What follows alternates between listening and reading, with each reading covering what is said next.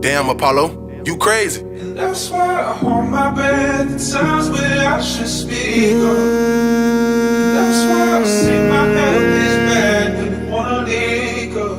Cause the stress is hard to hide, but I move with pride and ride for my guys and I. Know that I'm a mess at times, but know that I'm out here trying. Yeah, I made it out that mud, made it out that dirt. Going harder for my dreams while I'm still on this earth. Had to step into that mosque and step away from church. On my way back to Allah, I know that I deserve. Had to pay up for my sins, lessons that I learned. Had to give and sacrifice before my life was turned. And now I know that 90 bitches made me more than merch. And I keep pushing to the end, even though it hurt. I'm just trying to find my way out. Way out. I'm just trying to find my way out. Way out. I'm just trying to find my way out. I'm just trying to find my way out. Way out. Cause when I lost my dog, I thought it was the end. When Trevor lost his life, it was just the beginning. When I see Frankie fall, I couldn't fucking breathe. Look, why'd you take my dogs and leave the pain with me? Cause I've been fighting back these tears, Lord. No longer feel my death, but only feel God.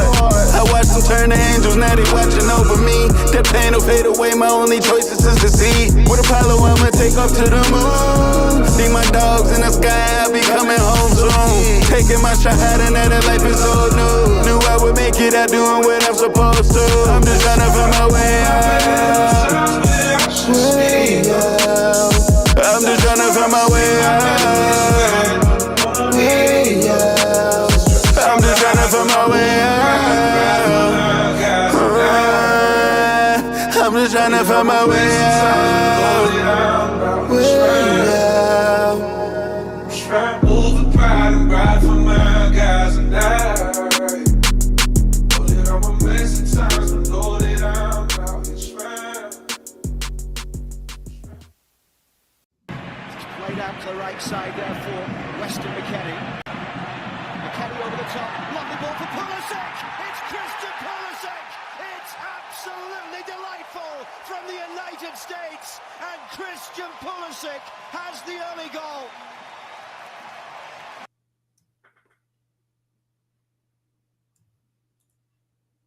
Everyone's doing the Trump dance now, baby. Everyone's in. What's up, everybody? How's it going? David. Hi. Hi, I'm How's back. everything going? Pretty good, pretty good. How's your new job? It's good. It's going well. I am energized in the nighttime now. I am most likely going to be up all goddamn night. You better be Practice. happy because it's fucking pulling you away from this. Yeah, and I that's know. making me rather upset with you. No, it's very good. It's going That's very, good. very I'm well. happy. so I'm far. happy that it's So, doing well. Yes. Hello to everyone out there. Hello, Nate. November 18, 2024. Nate, we see you. I'm putting you up on the screen. Fellas. Sorry about last night, Nate. I have no idea what the fuck happened. I had to point it out to him. Nightmare Night. Love it. Love it. So everybody, hello out there. How's everybody doing? Like I said, November 18th, 2024. We are here. Dave is back. Dave, are you with us again tomorrow night? Yes. Cool. And then you're gone again, right? For a little bit. Wednesday and Thursday, and then I'm here for the weekend. All right, pretty cool. Awesome. Awesome. And in the meantime, I will be working on some contingency stuff with David being out. We might see some familiar faces, maybe some new ones jumping in and coming and doing some stuff with us. So, we're going to try and make it work. Or you might just see my ugly fucking face on here. Who knows? We're going to make some things work, but we're still going to be here. We appreciate everyone that's watching. You're watching on X. Thank you. Make sure you follow and repost. If you're watching on Facebook, once again, share it and follow. If you're watching on Kick, hello. We appreciate you as well. Make sure that you give us a follow over there. And if you're watching on YouTube, as always, smash the like button, subscribe to the show. And biggest thing you could do is spread this word of mouth to let everybody know we're here. David's queer and we're doing our things. So preamble. The second one was incorrect. It was a lie. Slander. There is no slander. You're a public figure now. It can't be slander. Anyway, gonna go through my preamble quickly. Epstein client list. We still need to make sure we push to get people to talk about it, to expose it. Nate, I know you're over with Rob Noor. Make sure you bug him to talk about it more. And it's just something that we all need to do. I have confidence that it's going to come out more and more when I see more of Trump's cabinet picks. So excited for that. Oh, Dave, I talked about it yesterday, and I heard quickly. I just want to make a note that we didn't talk about the press secretary that was appointed. That's just a quick aside. Carolyn Levitt. Yes. And she was the one that had the viral clip during the campaign when she got kicked off CNN for basically saying Jake Tapper could not be a impartial moderator because he called Donald Trump a Nazi like a week ago. And then like the host was like, you're not going to talk about my coworker that way. And basically kicked Caroline off. So I like her already. I saw more pics of her just being a bombshell than anything else, to be completely honest with you. After the pic, everyone was just like, yep, we can see why. I mean, Trump likes hot women. There's nothing wrong with, look. Josie hanging out in the back. I had to slide it over to the side. The redheaded libertarian. Like, real conservatives like hot women. I'm sorry. It's what we do. Anyway. So yeah, Epstein client list. I just got on that side. $1 for Moms for Liberty. For all the Trump voters, I had David, you sent the tweet from Keith Malinak the other day. If you want to go back to yesterday's episode, you can see an address to go and help out sending things there. Like I said, instead of going to dinner one night, go out and grab a jacket, send it down. Anything you could do will help. Any money you can send over for Helene and Milton as well. I kind of blended Moms for Liberty and Helene and Milton. They'll understand. But yeah, send money down to both of those. Moms for Liberty for fighting against DEI shit. Helene and Milton victims because they are struggling. Again, we're having Thanksgiving soon. Most of them are not. Unless they do it as a community, which I could see them rallying around. Let's not let them memory hole FEMA and that they looked over Trump supporters in the evacuation effort. And that woman was back on another podcast and saying more shit. Maybe we'll cover that another day. That she was back up again saying more. So there's that. And lastly, I said yesterday, and David knows now I added more to this because I told him I had another thing, but don't let up just because we won this round. Don't let up because Trump won. Don't let up because the House and the Senate are quote unquote secure with all those fucking rhinos, but don't let up. Elections happen every single year. Every single year. So that's exactly what we need to do is stay on it. So did Nightman catch that Trump robot video? David, did I send you that one? Where the border wall, where like they're being thrown over the wall and then no comes out as a fucking Megatron. Hold on one second. No, if you can find it. I know. No, whatchamacallit? It was sent to me. Nate, was that you that sent that to me? That is so. That sounds great. Oh my God, you're gonna fucking laugh hysterically. It was on. Kidding me right now? Kidding me right now? Yeah, I gotta go. Oh, and I got destroyed for not having night mode, so I made sure that. I actually don't have night mode either, but it's mainly to piss off the people that like night mode. I embrace my roots of annoying people, so I do it specifically just to annoy them. You're a piece of shit. But yeah, so that's all I have to say about all that. Oh, here we go. Yeah, it was Nate that sent it. He just said. Oh, so you're fighting action guy. I like that, Nate. Okay, hold on. It's a little bit over a minute clip. Let me share this because this is fucking hilarious. For anybody that gets offended by this, kick rocks. You're watching the wrong fucking podcast. If you get offended by this, that is all right. Ready, Dave? Yeah.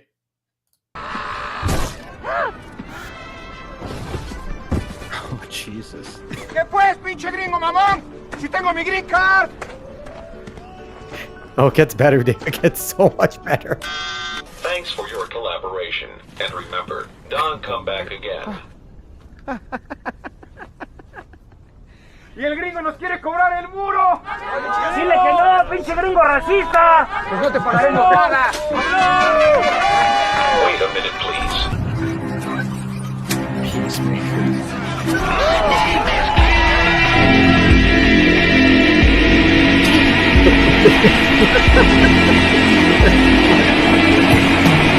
Somos gente honrada y...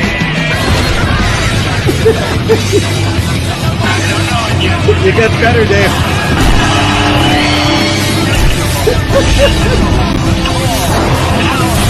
Beautiful southern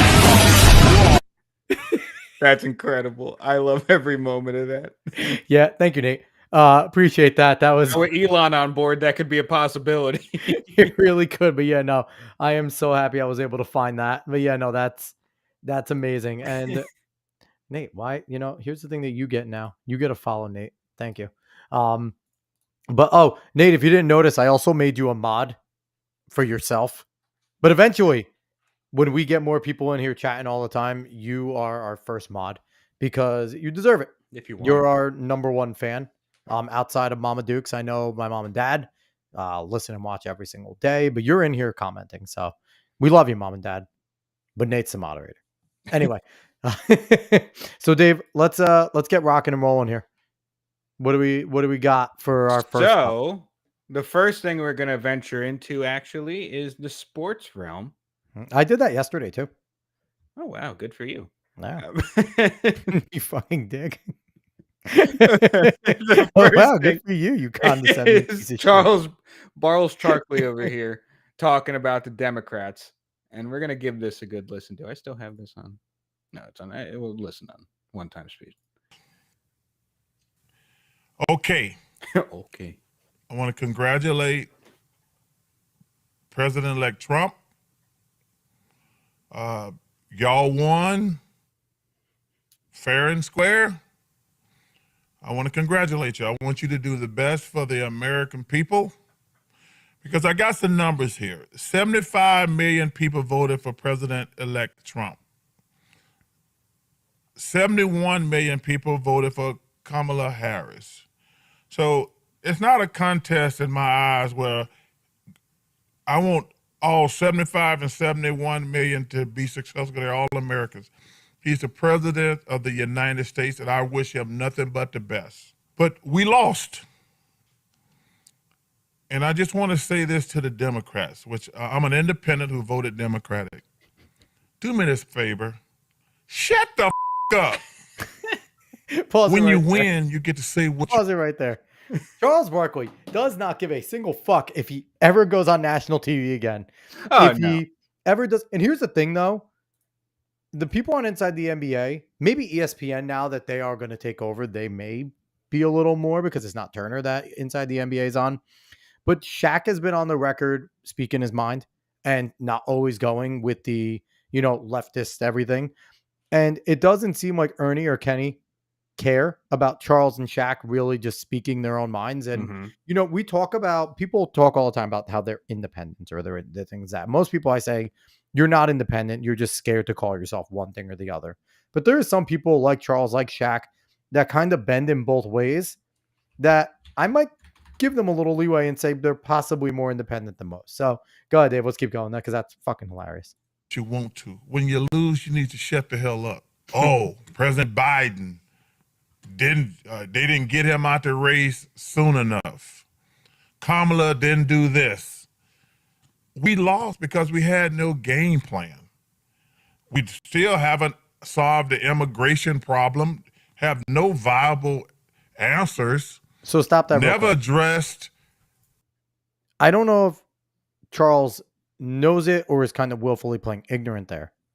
They don't see an immigration problem. They don't give a fuck about the immigration problem. The leftists don't care. Well, actually, I disagree. The immigration problem to them is that the natives of America won't just allow them to have people from everywhere come into the country. That is their and get all the benefits. That's the problem. That's their immigration problem. Well, the problem is, and it's very lightly veiled too, is the census counts everybody that's there, not just citizens. So when they're going to some of these places that they know are blue, they are going to either get more electoral votes, split some areas into different representative areas. So they might get a new congressman there, things like that. So they are playing a game there where you bring in as many as you can and you put them in these blue areas. So they are playing that game, and that is one of the big issues. Go ahead, Dave. Inflation, bringing all these stupid stars out to rally the vote. What was that? Hey, I love Beyonce. And real quick, I know this might be like, too referenced in pop culture at this point, but I will say I was on the bandwagon before everyone else. But there is kind of a Hunger Games aspect to this where certain districts had all these glitz and glam going on to try to just show like they're above things, and they're putting out all these kind of celebrities and shit like that in order to try to prove status and prove that you should be more like them. Yeah, 100%.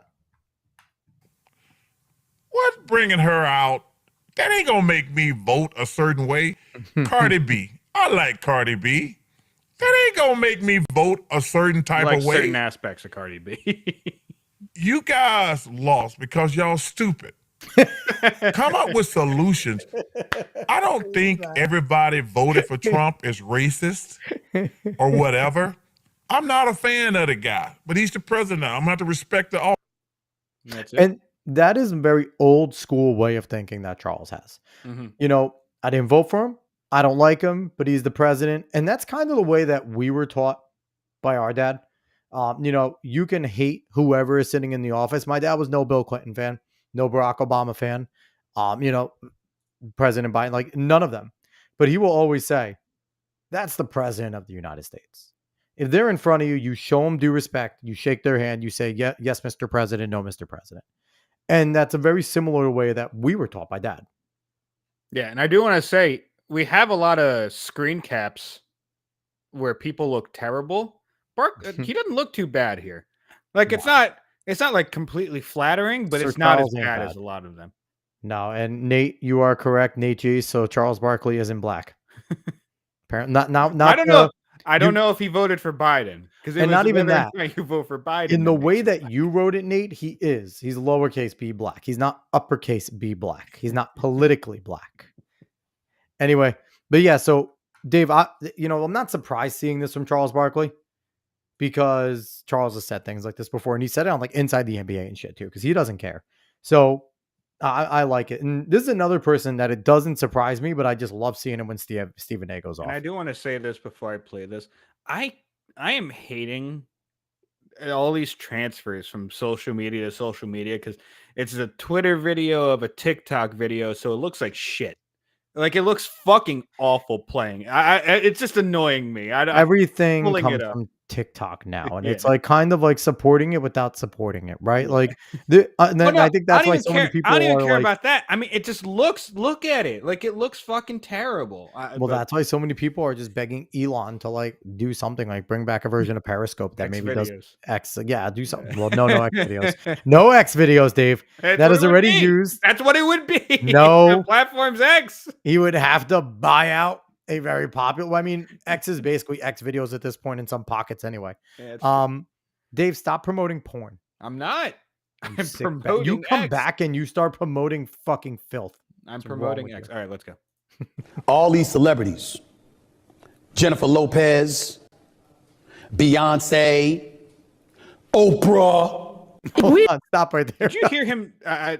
Did you hear him say Vegeta's name when he was responding to a comment? Vegeta. No. He called him Vegeta. Did he? Yes. That's even better. Which I want to say I've heard people pronounce it that way before as well, but it was just funny hearing him call him Vegeta. I just love the way Stephen A pronunciates some things.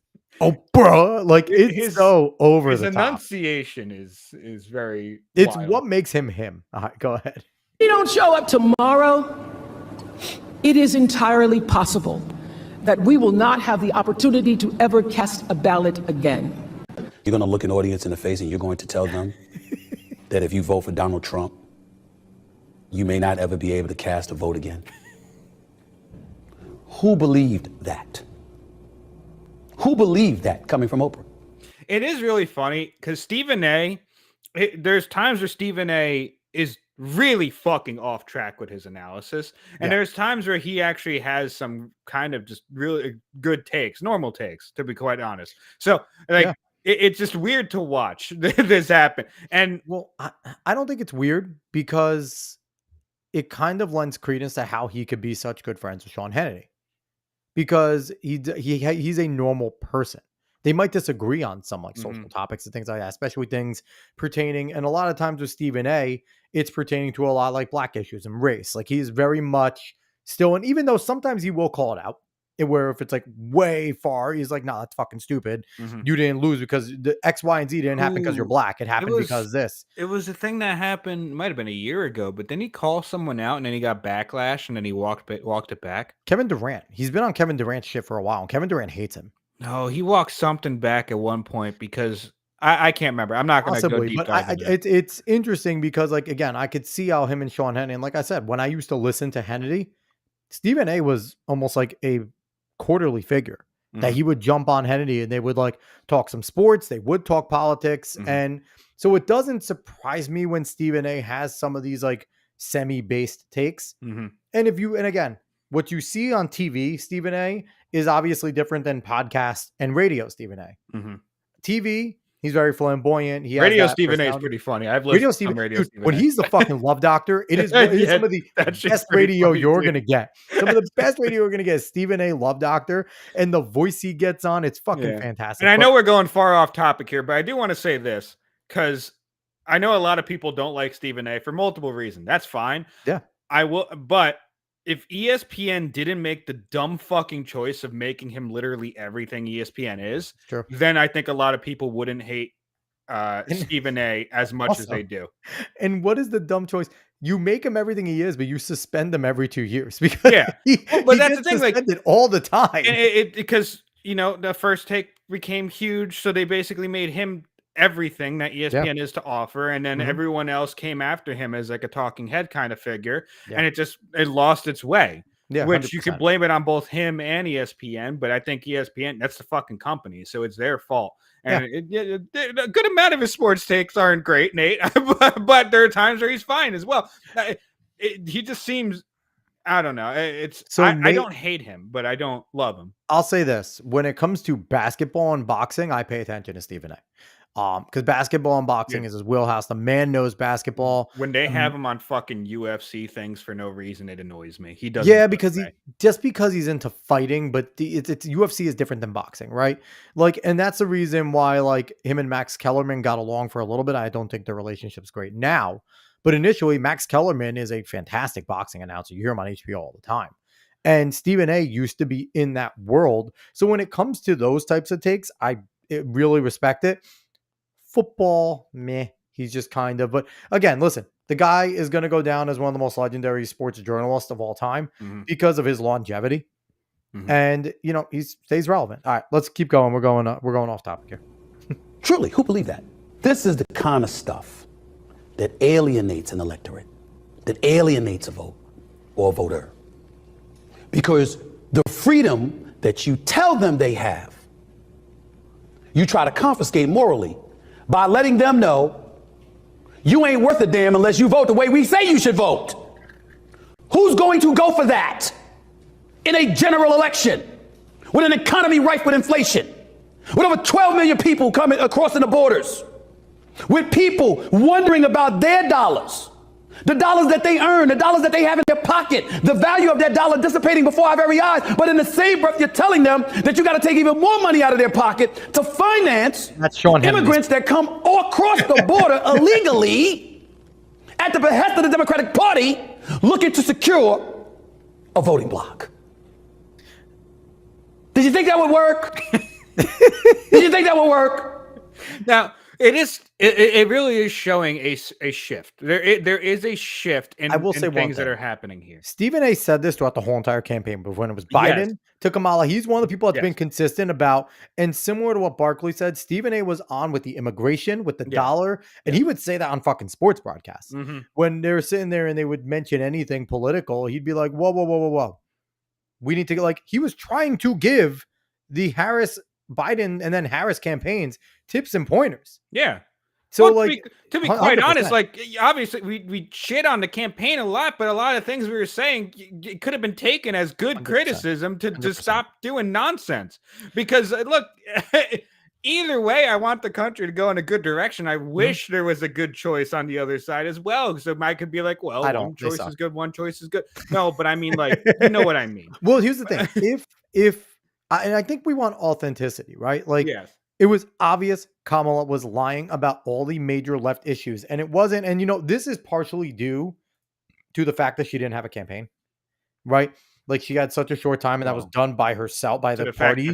She wasn't a person. Well, she wasn't a person, but at the same time, like usually you get through the primary, you start off further away, right? The conservatives are more conservative than each other. The leftists are more leftist than each other in the primaries.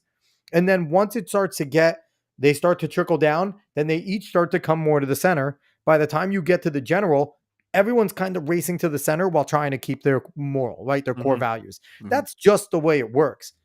Kamala didn't have any of that. Number one, she would have lost the primary. But let's say in a random world, she makes it through the primary. She wins the primary.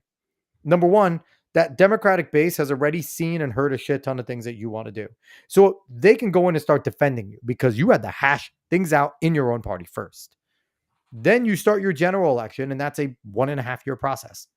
And then you could start to coming and slowly chipping away into the center where it gets more believable, right? Because you were doing that. That's kind of what it is. You start off far and you chip away to the center. Kamala just completely flip-flopped hard on everything because they told her you have to race to the center. When in reality, what Trump did was Trump was just like, fuck it, I'm just going to stay me. And that I think that authenticity is what won. Yes. And it's what won him in 2016. 2020 was anger and was a lot of COVID fucked him 100%. 100%. I think he had a good chance at winning without COVID with the way the economy was going in 2020. Yes. But 2020 was a weird one, but it's Trump's authenticity that wins him more than anything. And I think too, when he ran Vance came off as authentic as well. Because everyone's hearing he's weird. Yeah, that weird label didn't really last very long. Because the VP debate, everyone's like, wait, hold on. This guy does not sound weird. He sounds I might disagree with him politically, but he sounds anything but weird. So that didn't work. And it was the lack of authenticity. Barack Obama was a great candidate because he seemed authentic, right? Because he seemed like someone that if you were just talking to, you might disagree, you might debate, but in the end, you could sit there and still be cool. That's what he seemed like. Joe Biden, same thing. When he was coherent, Joe Biden would just smile at you and you think you could just shoot the shit with him and whatever. He might go sniff your daughter, but that's it. You handle that later. Bill Clinton. I don't know if that's a caveat to someone's personality. I don't know if daughter sniffing? I know this guy. No, he's really cool, man. He might sniff your daughter, but he's really cool, man. I don't think I would ever We say need to that call about Alex Rosen every time fucking Biden's around to go predator poacher him. Anyway, but the same thing. Bill Clinton, you seemed authentic. George W. Bush seemed authentic. One of the big things about George W. is you knew he was a partier in college. You're like, let's go fucking toke up with him and drink. Like most of the people that lose, and especially lately, Hillary Clinton lost because nobody believes Hillary was a real person. She's a lizard person that unzips her fucking skin suit every single night. Kamala Harris, I don't know if she knows who she is anymore, right? Because she just finds a guy and figures out a way to take their position or get higher somehow. You can put those two in together if you'd like.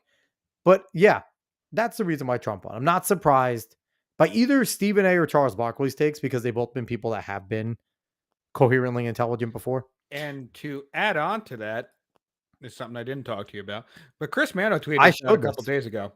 You did show this? I showed okay, this. Never mind then.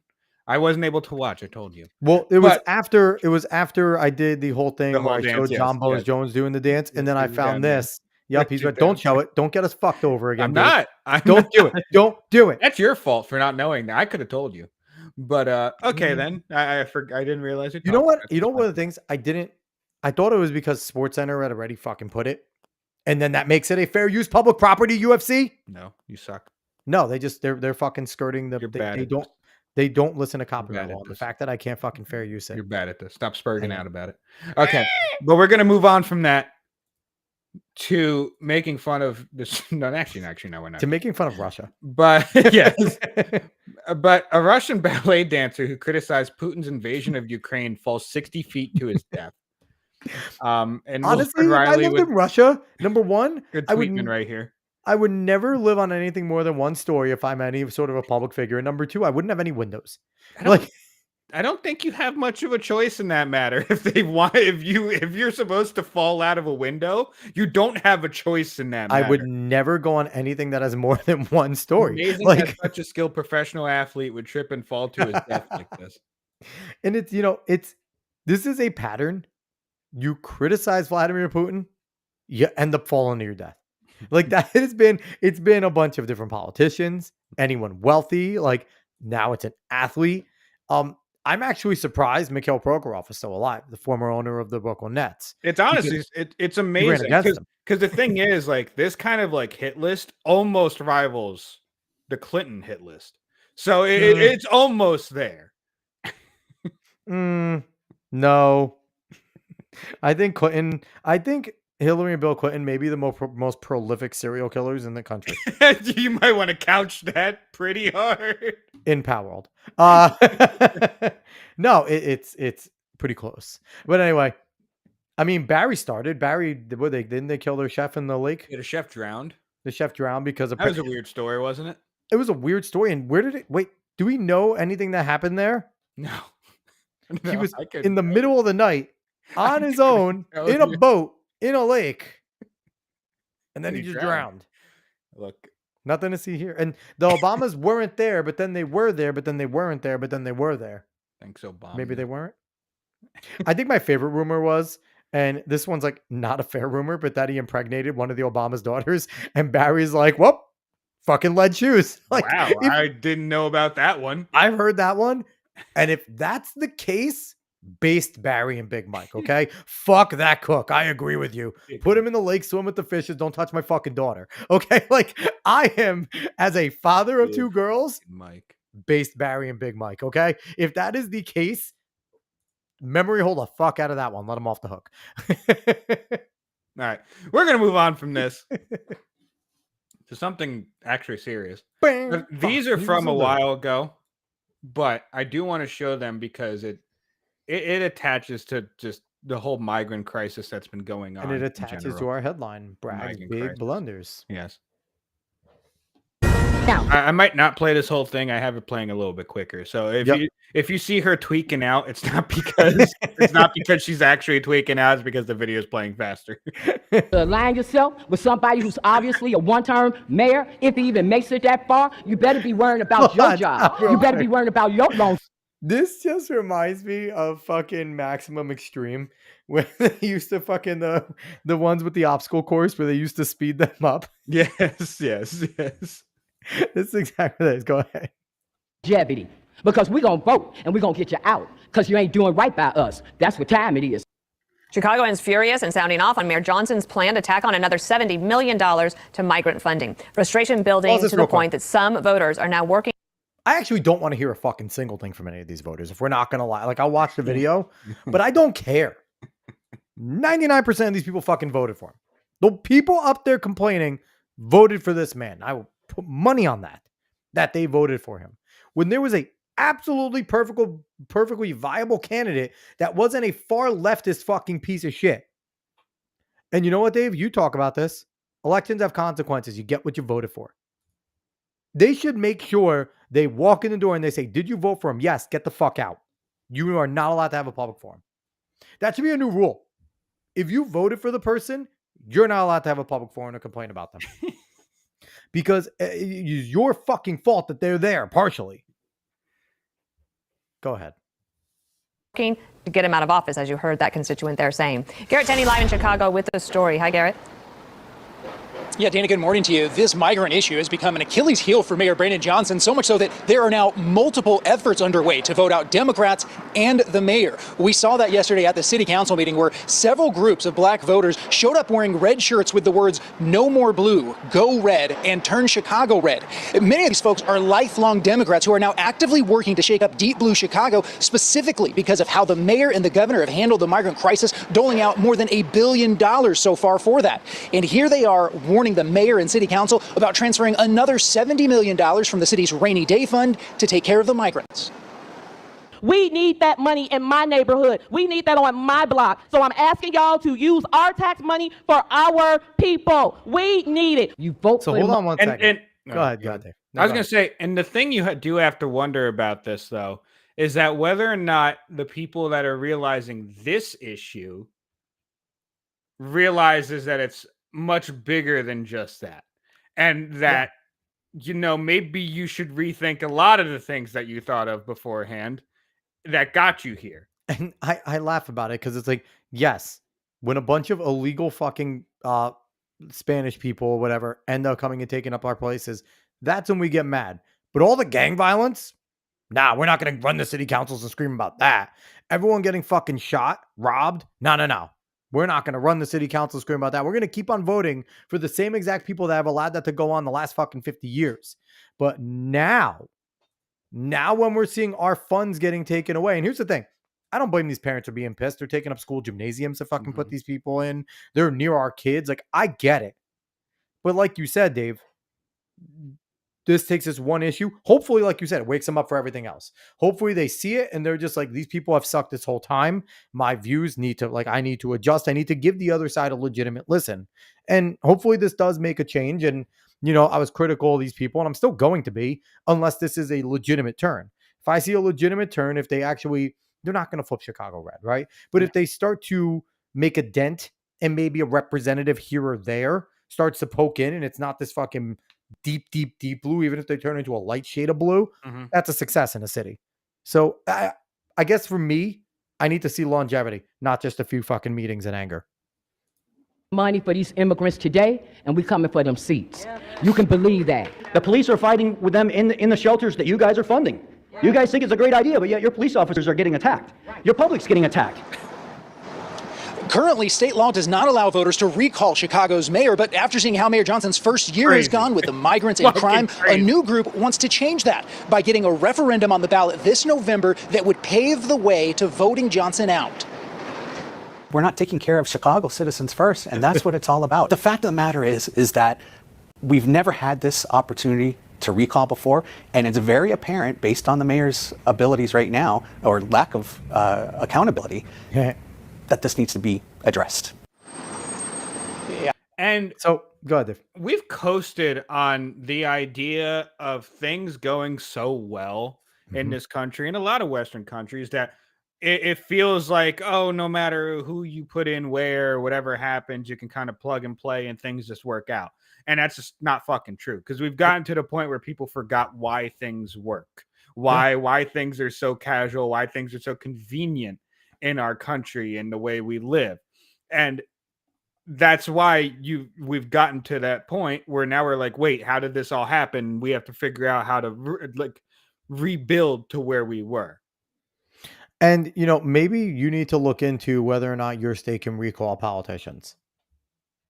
I feel like that should be something enshrined in every single state, right? If you vote in a politician and they're doing that bad of a job, now the recall should be stringent, right?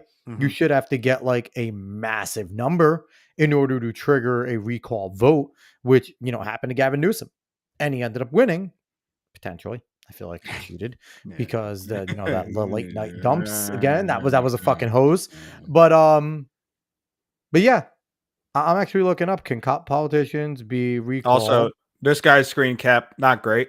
Is that going to be your thing? Is that going to be your thing? Are you just going to be a screen cap guy? Unfortunate for him. I feel a little bad, but that's all we need from that video. We're going to move on because these are all going to carry the Chicago migrant crisis. So there's no recall system in New York State as well. So maybe that's something that needs to be a fucking actual stump thing. Sucks for you. Yeah, terrible. I don't know what. In a sanctuary city. Do aldermen who hear about migrant sites in their ward late in the process have a legitimate complaint? Just some of the back and forth questions on display at a feisty city council meeting today, dominated by the migrant debate. CBS 2's political reporter Chris Ty with more on what went down. City Hall tight-lipped on reports the Johnson administration has toured the old museum. That sounded like you shitty wow. It did sound a little bit like Go back real quick. That sounded like you damn mango, he knocked out my shoe wall. City Hall tight-lipped on reports the Johnson administration has toured the old Museum of Broadcast Communication here in River North to house migrants. This comes just hours after council members pulled a vote to acquire this old Jewel grocery store site in Morgan Park, as alderman after alderman turned cold on the idea, arguing the city gets too far, too fast on migrant sites inside wards while boxing out residents. Our communities don't know, and by the time we hear it, we're being told it's too late. People who have common sense are finally starting to stand up and do the right thing. I'm confident that as a city, we will get to the other side of this conversation. It's a conversation Mayor Johnson is taking to Washington Thursday. Hold on. What the fuck does that even mean? No, what it means what that means I'll is do that whatever the fuck I want and you'll take it. Yes, basically. All it is. That they're going to go ahead and the same thing that the alderman said. The citizens don't know about it. By the time it happens, they're told they can't do anything about it. It's already in the process. We're already on the other side of it. We already have to have the conversation about what to do now that they're here, now that they have this place. That's the thing. They want to keep pushing you to the next part of the conversation without ever actually doing anything about the first part of it. Because they're already going to get what they want to get in, and then you could try to say something about it, but that doesn't matter. And we've seen it happen. And right now, Britain's fucking terrible with that stuff. There are so many hotels that are just packed. They're already here, and you're heartless if you don't want to keep helping them. And, exactly. And the thing is, like, we heard that first alderman, Ray Lopez, talk. I think that was his name. Yes. And he said, like, the big issue is, like you said, Dave, you're doing things without telling us and then telling us it's done. My constituents have no time to even process it. Yeah. And go ahead, Dave. Nate coming in. Illinois is the most corrupt. I was going to say Illinois is the most corrupt state. Tiffany Henyard was called and a judge voided the election. I didn't realize the judge voided it. That's the super mayor, right? If I remember correctly. Yep. But it's insane. It's absolutely insanity that this is just happening, and it's just what happens with complacency in any type of way where you just allow these things to happen. Other mayors in similar boats. Look, Chicago is leaning in. We have borne the brunt of the responsibility here. That's not an equitable distribution of how government should cooperate. Equitable. Pushed back on allegations. Keyword. Yeah. Communist distribution. Yeah. Equitable means the city excludes the community. Yep. Go ahead. Community, while doubling down on his pledge to get migrants in base camps by winter. It snowed, but winter is not here yet. The federal government and the state have to do more. The people of Chicago, we have been incredibly resilient and patient. And clearly that patience is running short. A city short on patience and long on migrants, looking for a measured approach. We become a sanctuary city. We welcome them in. We say it's cool if they come here. But then when they get here, we can't handle it. So the state, everyone else, every motherfucker else in the state, not in Chicago, yes, in the country, no one that lives in Chicago needs to now take care of you. Because the issue is that you're not helping them with the problem. Yes. Not that they caused a problem. It's that you're not helping them with it.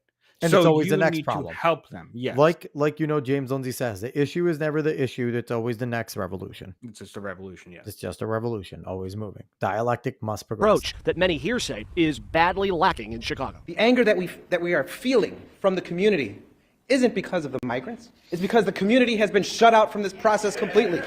Well, they've been partly because of the migrants. Told that you will hear about it. Don't just fucking exclude them from this. I'm sorry to tell you. And here's the thing. It's partly because of the migrants. Not because of the migrants, because of the criminal aliens. Let's call them what they are. They're not migrants. Yes. Just because they are moving places doesn't make them migrants, because migrants makes it sound like they are here properly. Yeah. They are criminal, illegal aliens that are committing a crime by existing in the same place as an American citizen on this earth, on this country. Oh man, look at this guy back here. It looks like Mitch McConnell's brother. Anyway, it does. He just has a weird face. With hair. Mitch McConnell with hair. Yeah. The mayor was asked 3 times about the Museum of Broadcast Communication site. He just would not budge on confirming whether it's a reality. He says his team looks at lots of spaces. But the alderman for that ward, Brendan Riley, saying, quote, the administration's careful use of semantics, dishonesty by omission, and total disregard for public transparency around potential sites for migrant housing is not good government. It is wrong. End quote. Oh, and then we'll move from that. That's a terrible screen cap. To it's a bad one. We'll move. This one's not too bad, but we'll move from that to this last video here. Just more about it. These South and West Side homeowners are angry.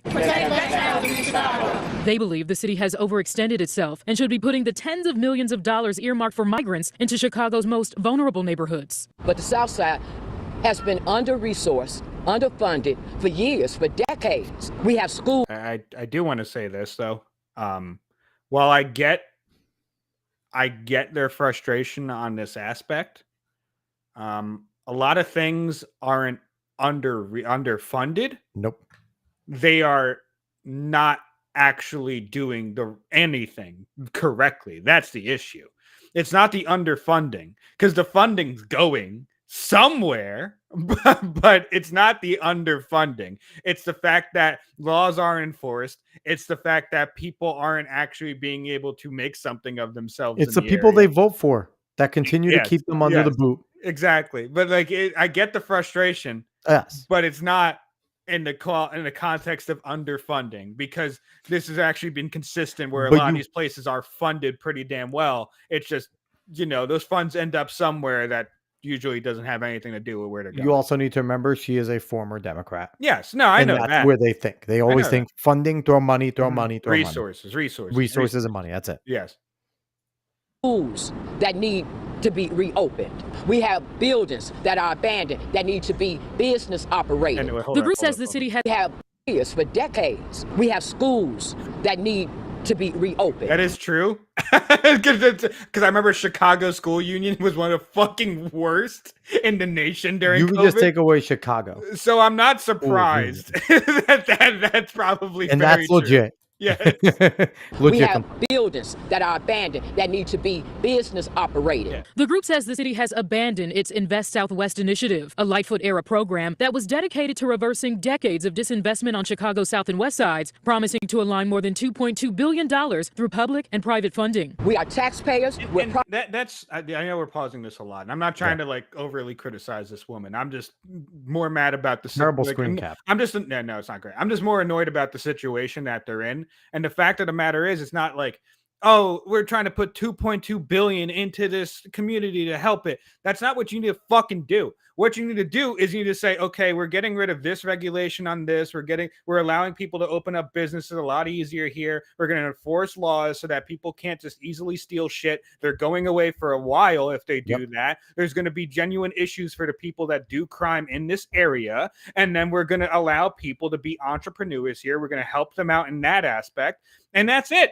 Like those are the types of things, and it takes a while to actually build something up again once it gets into this abandonment and this dishevelment. But just throwing money at it does absolutely nothing for it most of the time. Like it very rarely does it actually help. Never. And because you could throw money at it, but if the wrong people are there that don't allocate it and use those funds properly, then it just goes to the gutter. Yeah. We'll continue. Property owners, our money should go towards fixing our communities. The city has received more than 15,000 migrants since August 2022. We have no more room. Y'all are embarrassing Chicago as a whole. According to analysis by the ABC 7. That kind of looked like flawed. Stop. We're not going to do that, though. That's fucking wild. It's the glasses, I Data think. team. That's what it was.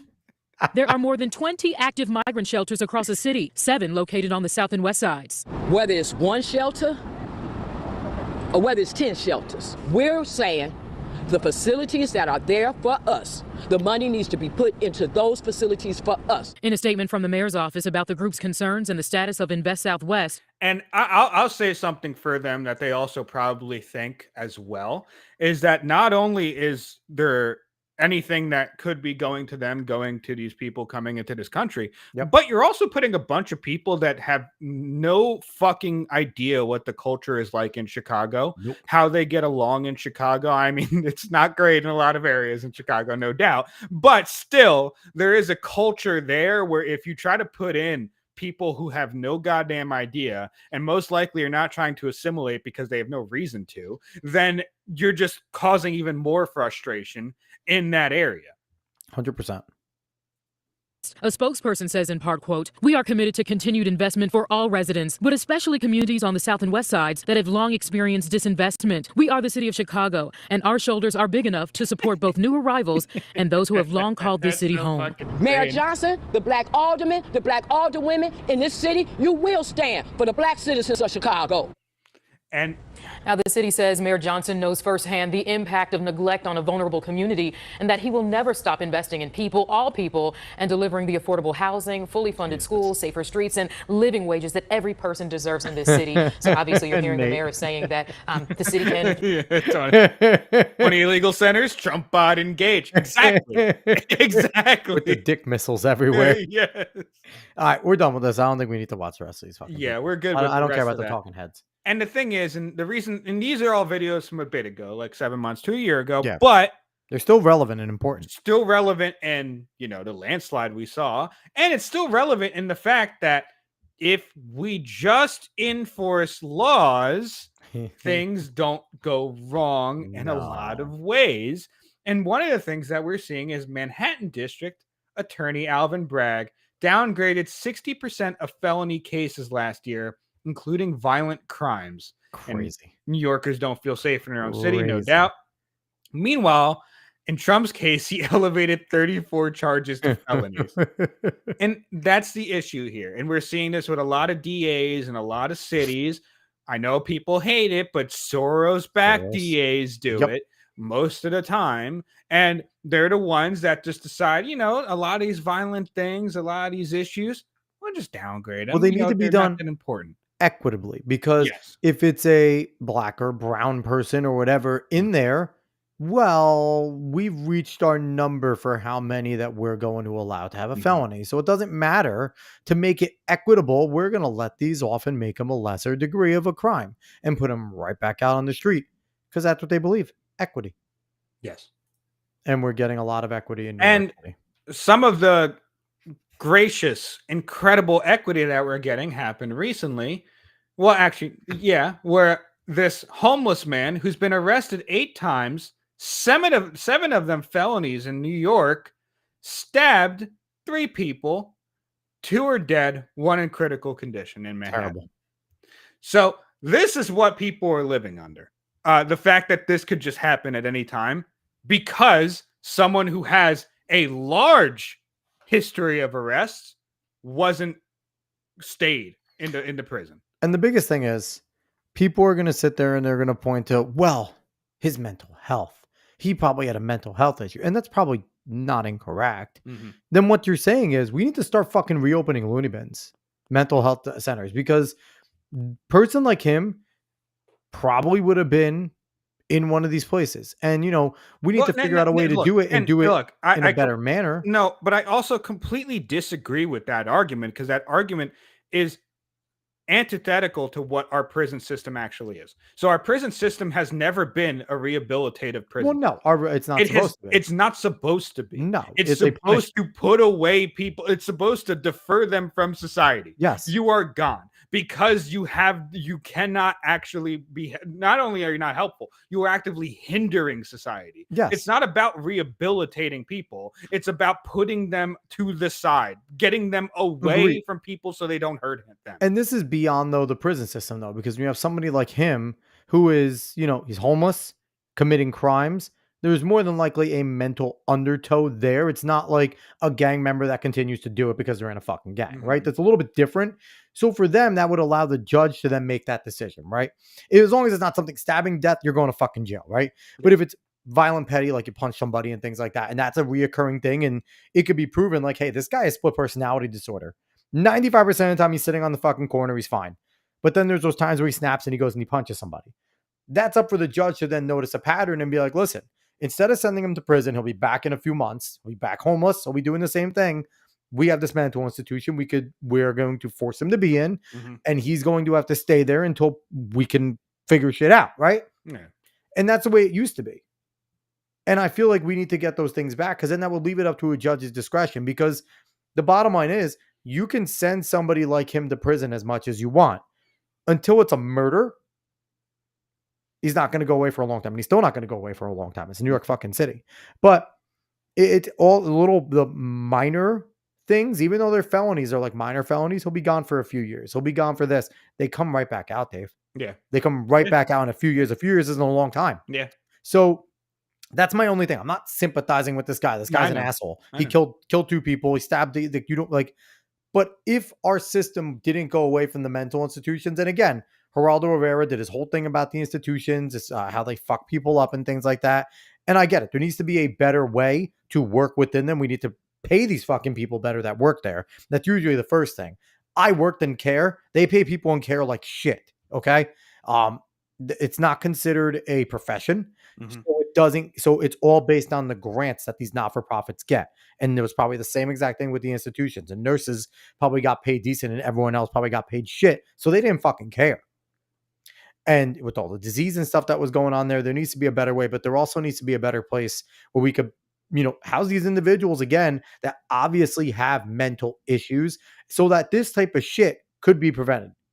Because putting them away forever, I mean, I guess you could look at the string and put them in for longer and longer, but there's only limits to, we have set limits on how long we could put people away. Mm-hmm. No, I get it. So it's like the answer isn't, and I'm not a mental health sympathizer. Like for me, I think most people are pussies and mental health is mostly fake, but mostly fad right now.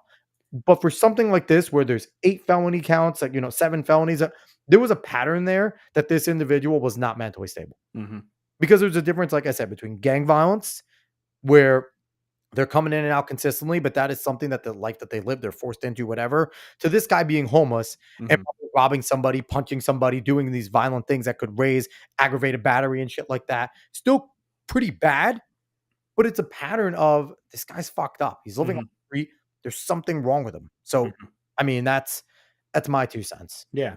And we're going over this partly because when someone does try to stop someone else from doing something in New York City, they end up on trial. Specifically talking about Daniel Penny. Yep. Daniel Penny, the attorneys are beginning their defense soon. The prosecution was done recently. I can't remember everything they said, but I don't care because he shouldn't be in trial anyway. But I'm hoping that this is a fair trial, because I think no matter what, in my mind, I think a fair trial would see him walking. But where he is what's going to fuck him. Yes. So I'm hoping that things go right for Daniel Penny. The defense is starting. And this is what happens when you don't just enforce laws, when you don't just enforce some type of civility in your areas. And whatever it is, a town or a city, it doesn't matter. And you don't also have a reasonable system, right? Mm-hmm. Because with especially the video that we later see, and I hope it comes out, Daniel Penny had no intentions of killing this man. No. He subdued him. Mm-hmm. And then I don't even think he intended to put him out. He was as surprised as everyone when the guy was fucking knocked out. And what did he do immediately? Put him right in the safety position. Yep. And was trying to make sure, and he stayed with them to try and make sure that this individual was okay. He did not want to kill this man. This man was just threatening people's lives. Yes. And this is a former soldier that obviously took his duty seriously about protecting and serving and being a soldier and protecting American people. Mm-hmm. And the fact that, there's still going to be good people that do things for other people, right? I showed the video yesterday. I don't know if you saw about the parents attempting an honor killing on their 17-year-old daughter in front of a fucking school. No. Yeah. What the fuck? Yeah, there were parents. This father was in the front of a school. This girl tried to escape because she was being forced to marry an older man. And when she refused, she got away, I guess, to the school. And there's a video of the father trying to choke her to death. Holy shit. On the ground, holding her. And the mother was actively trying to choke her as well. Oh, yeah. They were both. And there's video of people. They said initially they thought they were just going to try and break up 2 teens fighting. Mm-hmm. When they noticed it was the father, you see in the video people walling off on this fucking dad's head, like hitting the shit out of him, and you see the daughter like fucking, she goes unconscious. She starts like spazzing underneath him. Mm-hmm. But that's the thing. You're still going to get good people doing the right thing at times, because there's times where I've said it's so much better than when we hear stories about women being raped on a subway and everyone looking the other way, right? Mm-hmm. This is why people look the other way. Things like this. Mm-hmm. But there's also good people that are going to do what we saw in that other video where dad was trying to kill his daughter and there's people trying to beat the shit out of the dad. So, there still is some good in the world. Yes. So go ahead, Dave. Sorry. And we're going to move on to some bad in the world. So what I'm talking about is Morning Joe, Mika, traveling to Mar-a-Lago to meet with President Trump to grovel. Did you put this at 1.5? Yeah, 1.5. This we don't need to hear. Yeah, get them the fuck out of here faster. Appreciate the opportunity to speak with the president-elect himself. On Friday, we were given the opportunity to do just that. Joe and I went to Mar-a-Lago to meet personally with President-elect Trump. It was the first time we have seen him in 7 years. Now, we talked about a lot of issues, including abortion, mass deportation, threats of political retribution against political opponents, and media outlets. We talked about that a good bit. And it's going to come as no surprise to anybody who watches this show, has watched it over the past year or over the past decade, that we didn't see eye to eye on a lot of issues. And he caught himself real quick there. You notice that real quick? Watch it over the last year, over the last decade, because he knows that he has shifted. It's been a complete flip over the last. They used to love Donald Trump. They used to. So Joe Scarborough was a Republican in Congress. Yeah. If I'm not correct, was he a congressman or was he a senator? He was one of them. I can't remember, but I do know. I do know about the story about the closed door. Huh? The closed door. The closed door. But yes, yeah. But he was he was a federal politician and a Republican, and not a terrible Republican for his time in terms of voting record and shit like that. So he was very much on the, Republicanish train, and he's gone off a fucking cliff. I don't know if you've seen the compilation of Trump openly flirting with Mika in front of Joe, and Mika looking like she's ready to jump Trump's bones during the times that Trump's been on the show or called in. It's actually incredible, that compilation. But yeah, no, these people have loved Trump. They shifted for whatever reason. So do you think he was really there to offer Mika to Trump one more time? No. He just did he sit in the cuck chair? No. Trump has Melania. He's fine. He doesn't need Mika. I mean, he's good. Trump doesn't care. Yeah, but like Mika's pretty up there. So he doesn't need her anymore. That is true. That is true. Go ahead. Told him so. What we did agree on was to restart communications. My father often spoke with world leaders with whom he and the United States profoundly disagreed. That's a task shared by reporters and commentators alike. We had not spoken to President Trump since March of 2020, other than a personal call Joe made to Trump on the morning after the attempt on his life in Butler, Pennsylvania. In this meeting, President Trump was cheerful. He was upbeat. He seemed interested in finding common ground with Democrats on some of the most divisive issues. And for those asking why we would go speak to the president-elect during such fraught times, especially... And she has to say this. Actually, I'll let her finish. ...between us, I guess I would ask back, why wouldn't we? And she has to say that. She has to put that caveat, because their show, and theirs is one of the worst, has absolutely deluded their audience into Trump being Mecha Hitler, into Trump being that. They're part of the problem at that. Yes. So she has to add that caveat in there. Like, why? Oh, well, why would we go speak to him? Because you would never actually do that if the guy was the next Hitler, if he was that bad. And that's the thing. And like the fact that, and I find it fucking hilarious that they were like, in between journalists, Mika Brzezinski and fucking Joe Scarborough are no journalists. Okay. They have you are two talking heads to a T. So you actually have no business going to re-spark communications or going to talk to the president. You are groveling because you are pieces of shit. That's just the bottom line, because you guys care more about maybe getting an interview with him. That's all this is. Will he come on our show? This was a calculated risk. And they also know, and everybody knows this about Trump, he's quick to forgive. And if you're nice to him, he'll work with you again. That's it. Yep. And the thing is, that goodwill right there, I would not be surprised if we see Donald Trump on Morning Joe a few times throughout his presidency.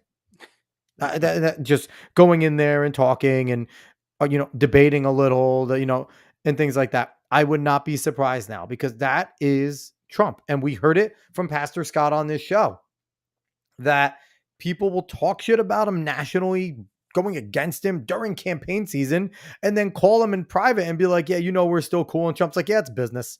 Like, it's ridiculous, but that is Trump's personality. And I guarantee when they went over there and they're making it seem like they were all tough and we talked about this and we talked about that.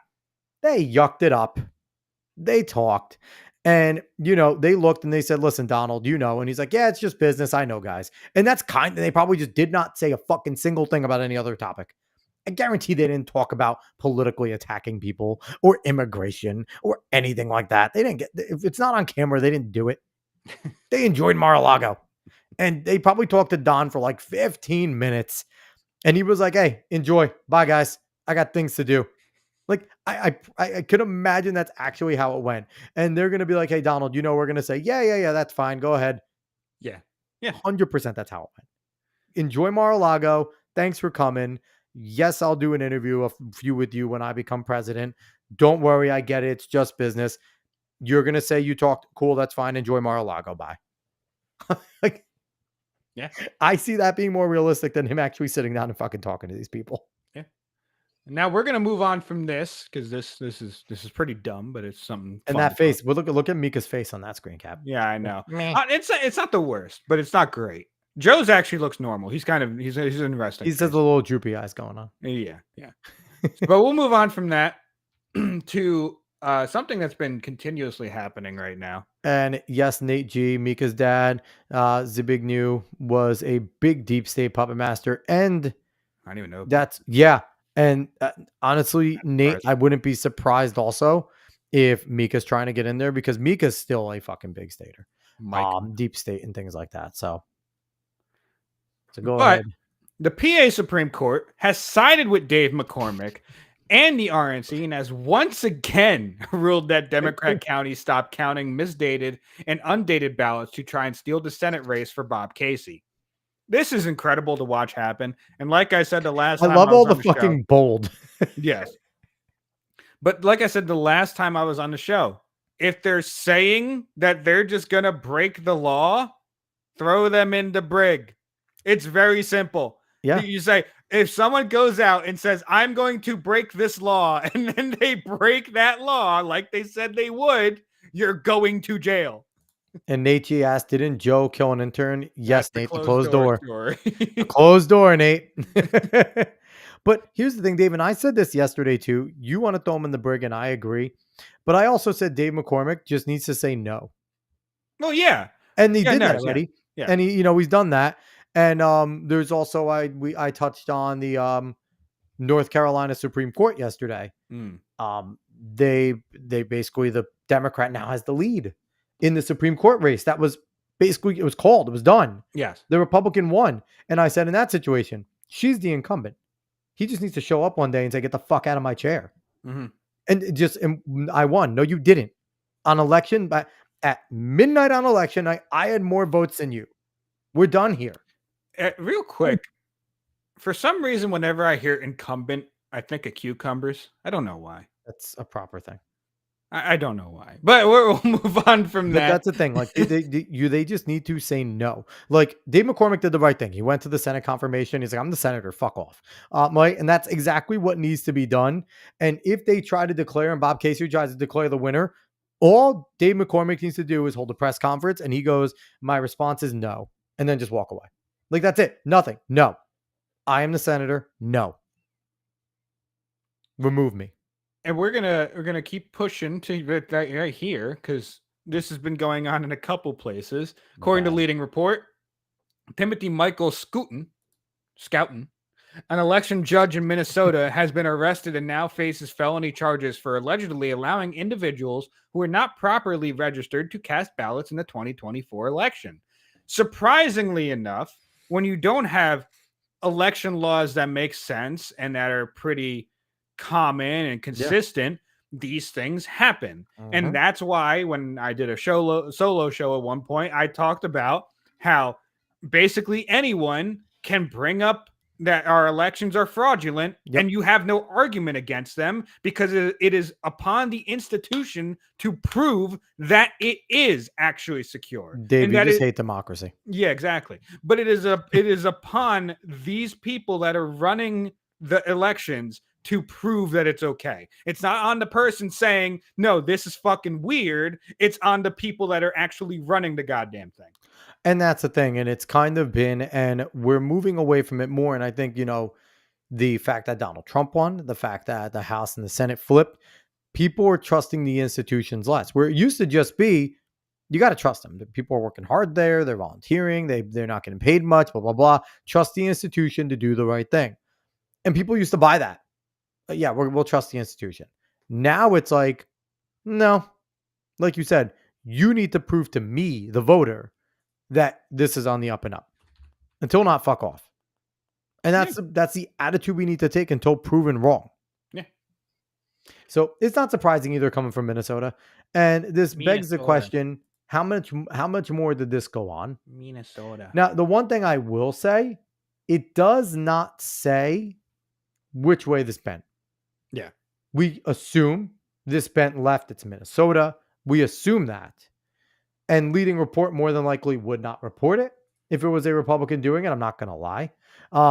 But it doesn't say which way. So that, I'm going to put that caveat in there that it is not confirmed that this was benefiting Democrats over in Minnesota, but it can be highly assumed. Speaking of benefiting Democrats, Senator Mitch McConnell sent a message to President-elect Trump regarding his cabinet picks from the New Yorker, saying there will be no recess appointments. Now, I just put in the run sheet real quick day for this one. Turtle being an asshole, because that's all this is. The turtle being an asshole. But he doesn't matter anymore. At least he shouldn't matter anymore. Until the 2nd of January, he does. Yeah, that's true. He's the majority leader still. Yes. But what's interesting is that this story actually continues on. As Alec Doherty continues with this story, he's saying, alert, McConnell, something sketchy is going on. The news of the no recess appointments has been deleted by the DC-based New York Reporter. Yep. After a sitting U.S. Senator, Mike Lee, and basically the entirety of X got wind of the news, it is a severe F up for a reporter with a news organization to somehow devise a quote up out of nowhere and attribute it to the wrong person. The event is reportedly in D.C., and this reporter is based there. Why delete it? And no retraction or correction is listed in her account.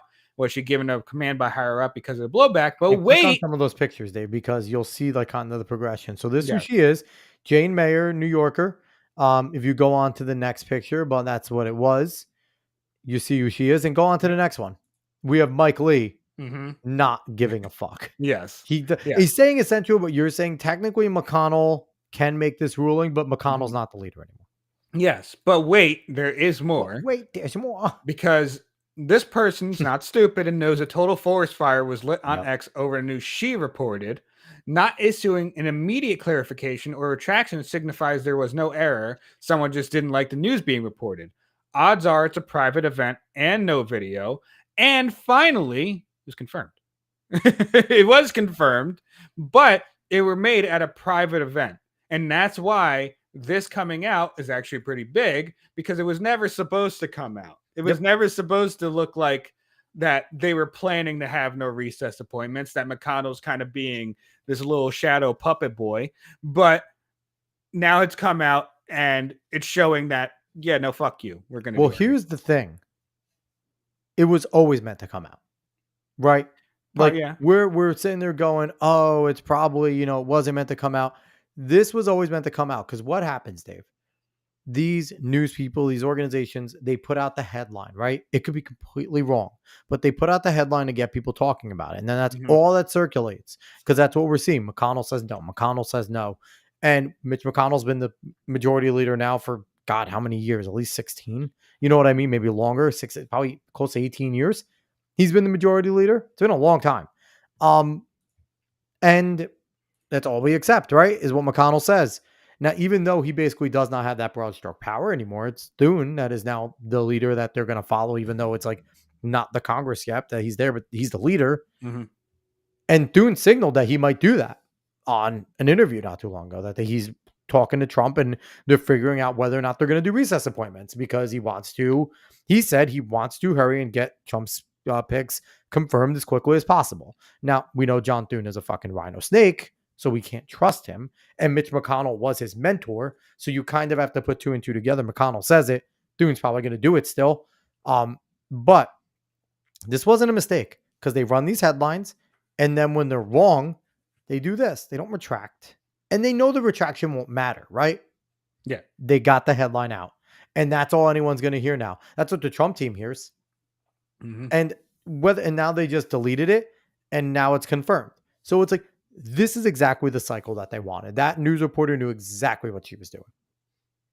And just to add to this, so that we can all tell Mitch to go F himself, Insurrection Barbie put this out. Following presidents use recess appointment power.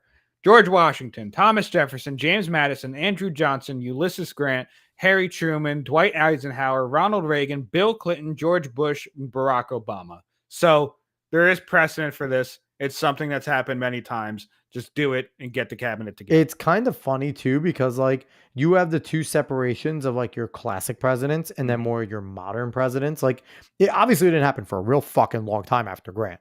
Something happened where maybe Washington precedent said don't do it anymore. Then Truman started and it kind of just restarted again, right? Because you know, you have Eisenhower, you have Reagan, you have Clinton, you have Bush, you have Obama. And apparently Trump didn't do it the first time, but Trump also had a really, really, really contested, nasty group opposing him. While it was a Republican sweep again, but it was just terrible because that's just what it is. And he seems like hopefully it's going to be a little bit more simpatico, but we'll see. Yes.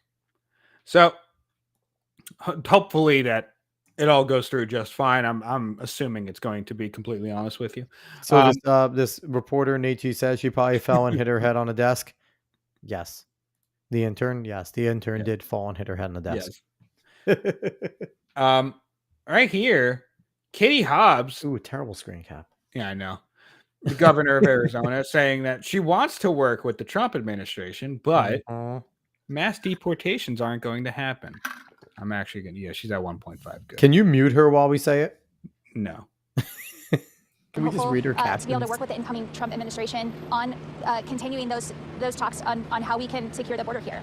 And the fact that you're on record saying you will work with the administration, I mean, clearly Americans have spoken. They believe President Trump is the solution to the crisis at the border. You've seen that crisis firsthand. Putting aside your other beliefs on policy and personal issues with Trump. I'm sorry. Have you ever realized how much people blink in general? Yes. And I think it's really creepy if you just notice it. And the crazy thing is, when you think about yourself blinking, that's all you can fucking do. Yeah. You just blink. Now I'm going to blink 7 million times on a podcast. Thanks, Dave. Yeah, it's weird. Does this new administration allow, you think, for a reset on the border now, for actual change to happen? I think what we have going on here, Operation Secure, Task Force Safe, is an example of what we can do with partnership. Operation Secure, Task Force Safe. What a name. That partnership can continue, and that the incoming administration will listen to not only my administration, but the experts here on the ground, the people that are doing the work about what is most needed. Stop it and real what quick. We Stop. Can continue. She is such a fucking leftist. Because just the things there, he will listen to the experts and the people that are doing the work. And what is one of the Marxist favorite things? You got to do the work and believe the experts, the expert class. Herbert Marcuse, the expert class. That, like, here's the thing. It's like so funny too. And people will think you're crazy until like you open their eyes to it. But it's like when you understand how these people think and what they say, you can kind of know like their fucking code. And that is 100% Marxist speak. These are our comrades, our experts have earned it because they have done the work and they're the enlightened ones that know best. Go ahead. We need to do that will be most helpful in securing our border.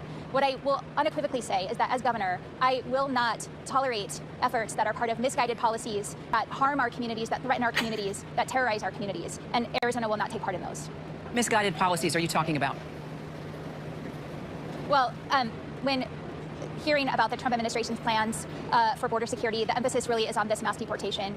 What we saw here today is the actual work happening at our ports of entry that are interdicting drugs, keeping those drugs off our streets, and we need more of that to secure the border here. As you know, Trump has promised that he would carry out mass deportations on day one of his presidency. Your state is estimated to have 250,000 undocumented immigrants. Some Democrats in your state, like Phoenix Mayor Kate Gallego, say that she wouldn't allow police to be used to carry out this plan. Would you, as governor, allow state police and National Guard to carry out mass deportations? We will not be participating in misguided efforts that harm our communities, and I've been incredibly clear about that.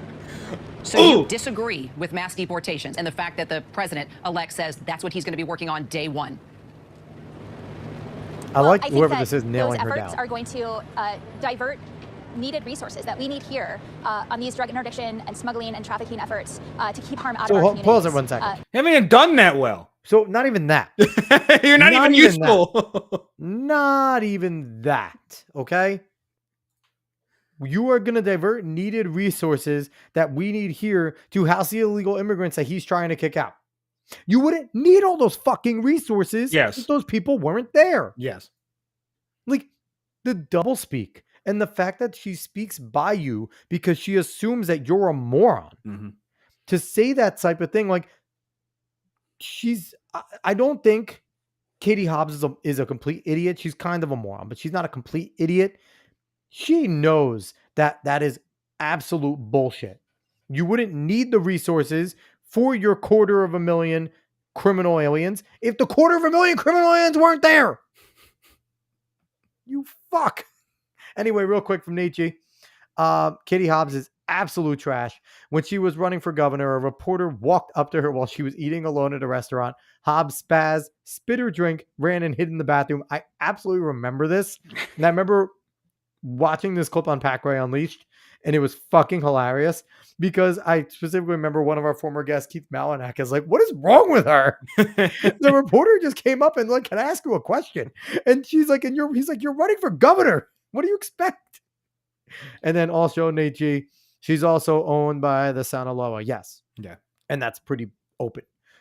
Let's finish up this fucking We need those resources here, and the coming here today and seeing this operation firsthand just underscores that working in partnership here is how we can best secure the border. What would worry you? Why are you saying that? Coming here and seeing this operation firsthand, you're making it sound like you've never been there, Katie. She hasn't. I was just thinking the same exact thing. You're making it sound like you never fucking cared about it before. Absolutely hasn't. You know that. Because she knew for the past 4 years she didn't have to, and now she has to pretend like she cares. You the most, Governor, about mass deportations? Well, I think the diversion of law enforcement from the work that they do every day to keep our communities safe. People hiding in fear. We saw that under previous state policies here, and it harms communities. It tears families apart, and that's not gonna happen on my watch. Yeah, we should allow. We'll see that. We should allow single states to go to war with single states. Like they should be sanctioned. What the fuck is wrong? We with should you? allow Texas to go to war with Arizona. No, they're not gonna until go Katie Hobbs is gone. And then they force an election. What the fuck is wrong with you? Because people like this are fucking retarded. Like, I'm sorry. No, look, these are very simple things. These are very simple things. Yeah, she didn't say anything. That whole time she didn't say anything. The prioritization of non-citizens over citizens is actively treasonous towards your role as a fucking politician in your state. It is actively treasonous towards those people. Agreed. You get put in prison. It's that simple. So hold on. You don't like my single state versus state war, but you want to throw everyone in the fucking brig. Because a single state versus state war involves citizens that involves actual citizens. I really just want to use Texas to go bludgeon everybody because they have great militias. You Texas and Florida just going in and just fucking lobbying fucking javelins at assholes. No, and the reason why I keep saying, put him in prison, because you could hold a fucking court hearing about this, and you could actually make a damn good case that going against your citizens' wishes and going against their prioritization is a legitimate crime. It all depends on where this would be held, though. Because this would be a federal offense, so it would probably go to DC, and they would get off. No. Because it's a cesspool. No. No. 100%. Anyway, we're going to keep going. We're going to keep going to this story it's from October. But if you want a faculty position at the UMass Chan Medical School, it's a deal breaker to say you treat everyone the same in your DEI statement according to a rubric attained by minding the campus. That is insane. Yes. Now, I love and they it. found a similar situation at University of Oregon. I see on there right there. The next tweet. Yeah, there you go. And this is just showing, I know a lot of people are claiming that wokeness is dead. That wokeness is dying. Saying that. It's untrue. When it comes to a cultural shift, yes, you could see that happening. People being able to be more open about liking Trump in some type of way or voting in that situation, no doubt. But when it comes to who still has the ability institutional power, yes, when it comes to that, that's untrue. That's something that we need to focus on. That's something that we need to kick people out of positions of, that we need to just basically tell people no. You know, we had a whole DARE program about this stuff. I know it didn't work well, but because most of the police officers did the drugs that they confiscated. Exactly. But you can actually just say no to people. So you can just tell them, no, that idea is dumb. We're not doing that.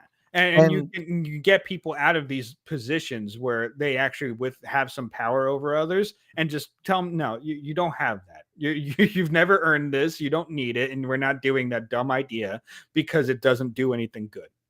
And on top of that, the word woke will eventually go away, and probably in the near future, because they're seeing the backlash against woke. But it will become something else. We already see it in the gaming space. They don't say woke and DEI anymore. They say bridge. It is now bridge, which is being exposed. Who was it? Savvy? Kirsha does great fucking work on bridge. Was on top of it the moment the kind of shift happened away from DEI woke and went to bridge. And that's what they do, because what people need to understand that in this line of thinking, in this blend, because wokeness isn't like pure Marxism. It's not pure fascism. It is a blend of kind of the worst parts of all the leftist theories. And part of that blend is postmodernism. And with the postmodernism, they will just change the definition of a word. They'll know what it means. They'll understand it. All of their compatriots will understand, the ones that need to know at the top of the tier, and it will trickle down and everyone will kind of get it. But you won't. And where you're thinking, we won, woke's dead. No one talks about woke anymore. No one says it. No one talks about CRT anymore. You know, that's the thing. We don't hear critical race theory at all anymore. So people probably think, oh, then we won, right? There's no more critical race theory. Oh, no. They're using social emotional learning. They're using diversity, inclusion, equity. Those are going to go away too. So you just need to realize that there is no true winning until, like Dave says, these people are out of power. Some of the people that are doing true abuses do go to prison, especially in schools where they're abusing our kids consistently. But they are going to change the language. What you need to learn, what you need to get wise to, is to understand the language, because there are certain things that they always say. If they say, you know, equitable, if they say transformational, there are certain code words that are in everything that give away the hint of what it is. But just understand, woke is going to go away as a term eventually, because when something stops working, they just stop saying it. They stop using it and they move on to something else. Because here's the thing, PC, political correct. That was woke before woke, guys. When you were politically correct, people were taken off of the air of certain things because they weren't politically correct, right? That was always the thing. Got to be politically correct. No one talks about political correctness anymore, right? That's not a phrase. That's not a slogan. Political correctness turned to woke. And woke and cancel culture. No one says cancel culture anymore, right? That transitioned. You will keep in seeing the transitions. All it is the code and the words changing. They have very similar meanings. They push more to the left because a dialectic must progress. So we'll always progress a little more left with it, but it essentially is the same thing. So like Dave said, stop saying that woke is dead. Woke isn't dead. It is going to move on to something else. We just need to stay on top of it, find out what it is, sniff it out like we've done a pretty fucking good job with this lately, and keep on smashing these people out and getting them the fuck out. Nate's correct. Time to lock these turkeys in crystals. Yes, put them in crystals. That is one of the main ways to get rid of people. Put them in crystals, make them useful. And Trump dick missiles. Yes. But I do want to just read this real quick off their findings of UMass. Records obtained by mining the campus demonstrate that the medical school uses a level of engagement in advancing diversity, equity, and inclusion rubric when evaluating a candidate's qualifications for hire. According to this rubric, unsatisfactory engagement is identified as the following. Only mentions activities that are already the expectation of faculty as evidence of commitment and involvement, inviting and welcoming learners from all backgrounds to participate in their research lab, or mentoring learners from different backgrounds. Explicitly states the intention to treat everyone the same, vague or no statements about what they plan to do within the department, the institution, the community, or scientific field to advance DEI within the next year. That's all unsatisfactory. That's all struggle session shit. Hold up. In contrast, exceptional engagement, and therefore engagement which would result in a job offer, includes the following: clearly formulates new ideas for advancing equity and inclusion at UMass Chan and within their field through their research, teaching, and or service. Organized or spoken at workshops or other events aimed at increasing others' understanding of diversity, equity, inclusion, and belonging. Convincingly expresses intent with examples to be a strong advocate for diversity, equity, and inclusion within the department, school, community, and also their field. That is insane. Yes. You must push the propaganda. You must be an activist in order to be considered, And not just get that, considered at our for, school. and that's for a faculty position. That's for a faculty position. And that is exactly, you know, you have to be an activist. You have to push it. And this is a Maoist tactic here. I know I'm throwing a lot of words, but the unity, criticism, unity right here. You must be in unity with us. And then here's the thing. You could be just a normal Joe Schmo, right? And you could just really want this job. This is, you know, the UMass job. I'm right near it. I'm in the medical field. This would be great. I'll play the game. I'll put my diversity statement. I know what I'm supposed to say. I've been, you know, I'm a 20-something-year-old in this community. I don't really believe in it, but I've heard all the words. I can put it all in. Jot it in. You get that position, right? Now, it shifts. It goes more left. It does this, and you maybe don't believe in that. So you kind of push back at it. You're now in a struggle session. That is exactly what would happen to anybody that gets there that isn't a true believer. And you are in a struggle session until you acknowledge what you did was wrong and you admit that you were not a good proprietor of diversity, inclusion, equity, and what you're going to do to make it better. And then when you grovel at the teat enough, now we can go back into unity. This is exactly what that type of shit is. And it's terrible. They're not training them to be doctors. They're training them to be soldiers in their ideology. It's not being activists. It's being an activist, being a soldier, Paulo Freire. Everyone must be an activist. It's craziness. Fucking crazy, Dave. So we're going to move on to something I thought was just cool. I hate these people. I like this guy. Yeah, this is something I just thought was cool. This is a GoPro released some incredible footage of firefighter Joseph Abel Espinosa's new POV putting out of a fire. That's a unique name, Joseph. This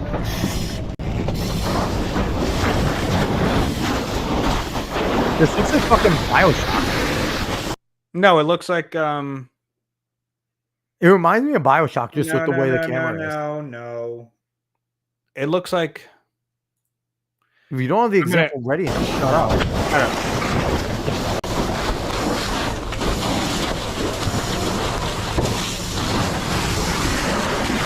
God bless these people, man. Oh, yeah.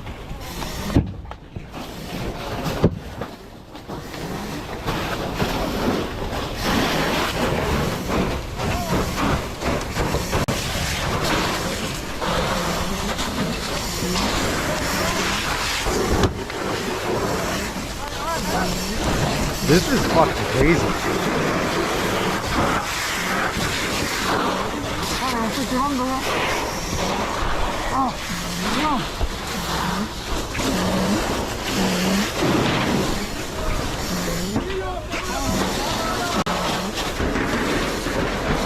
Holy shit.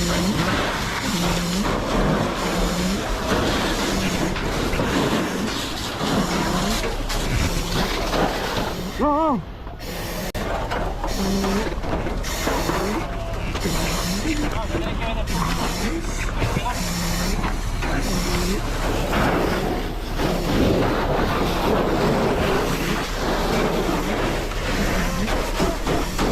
How long is this video? Holy shit. 14 seconds. Oh, this is crazy.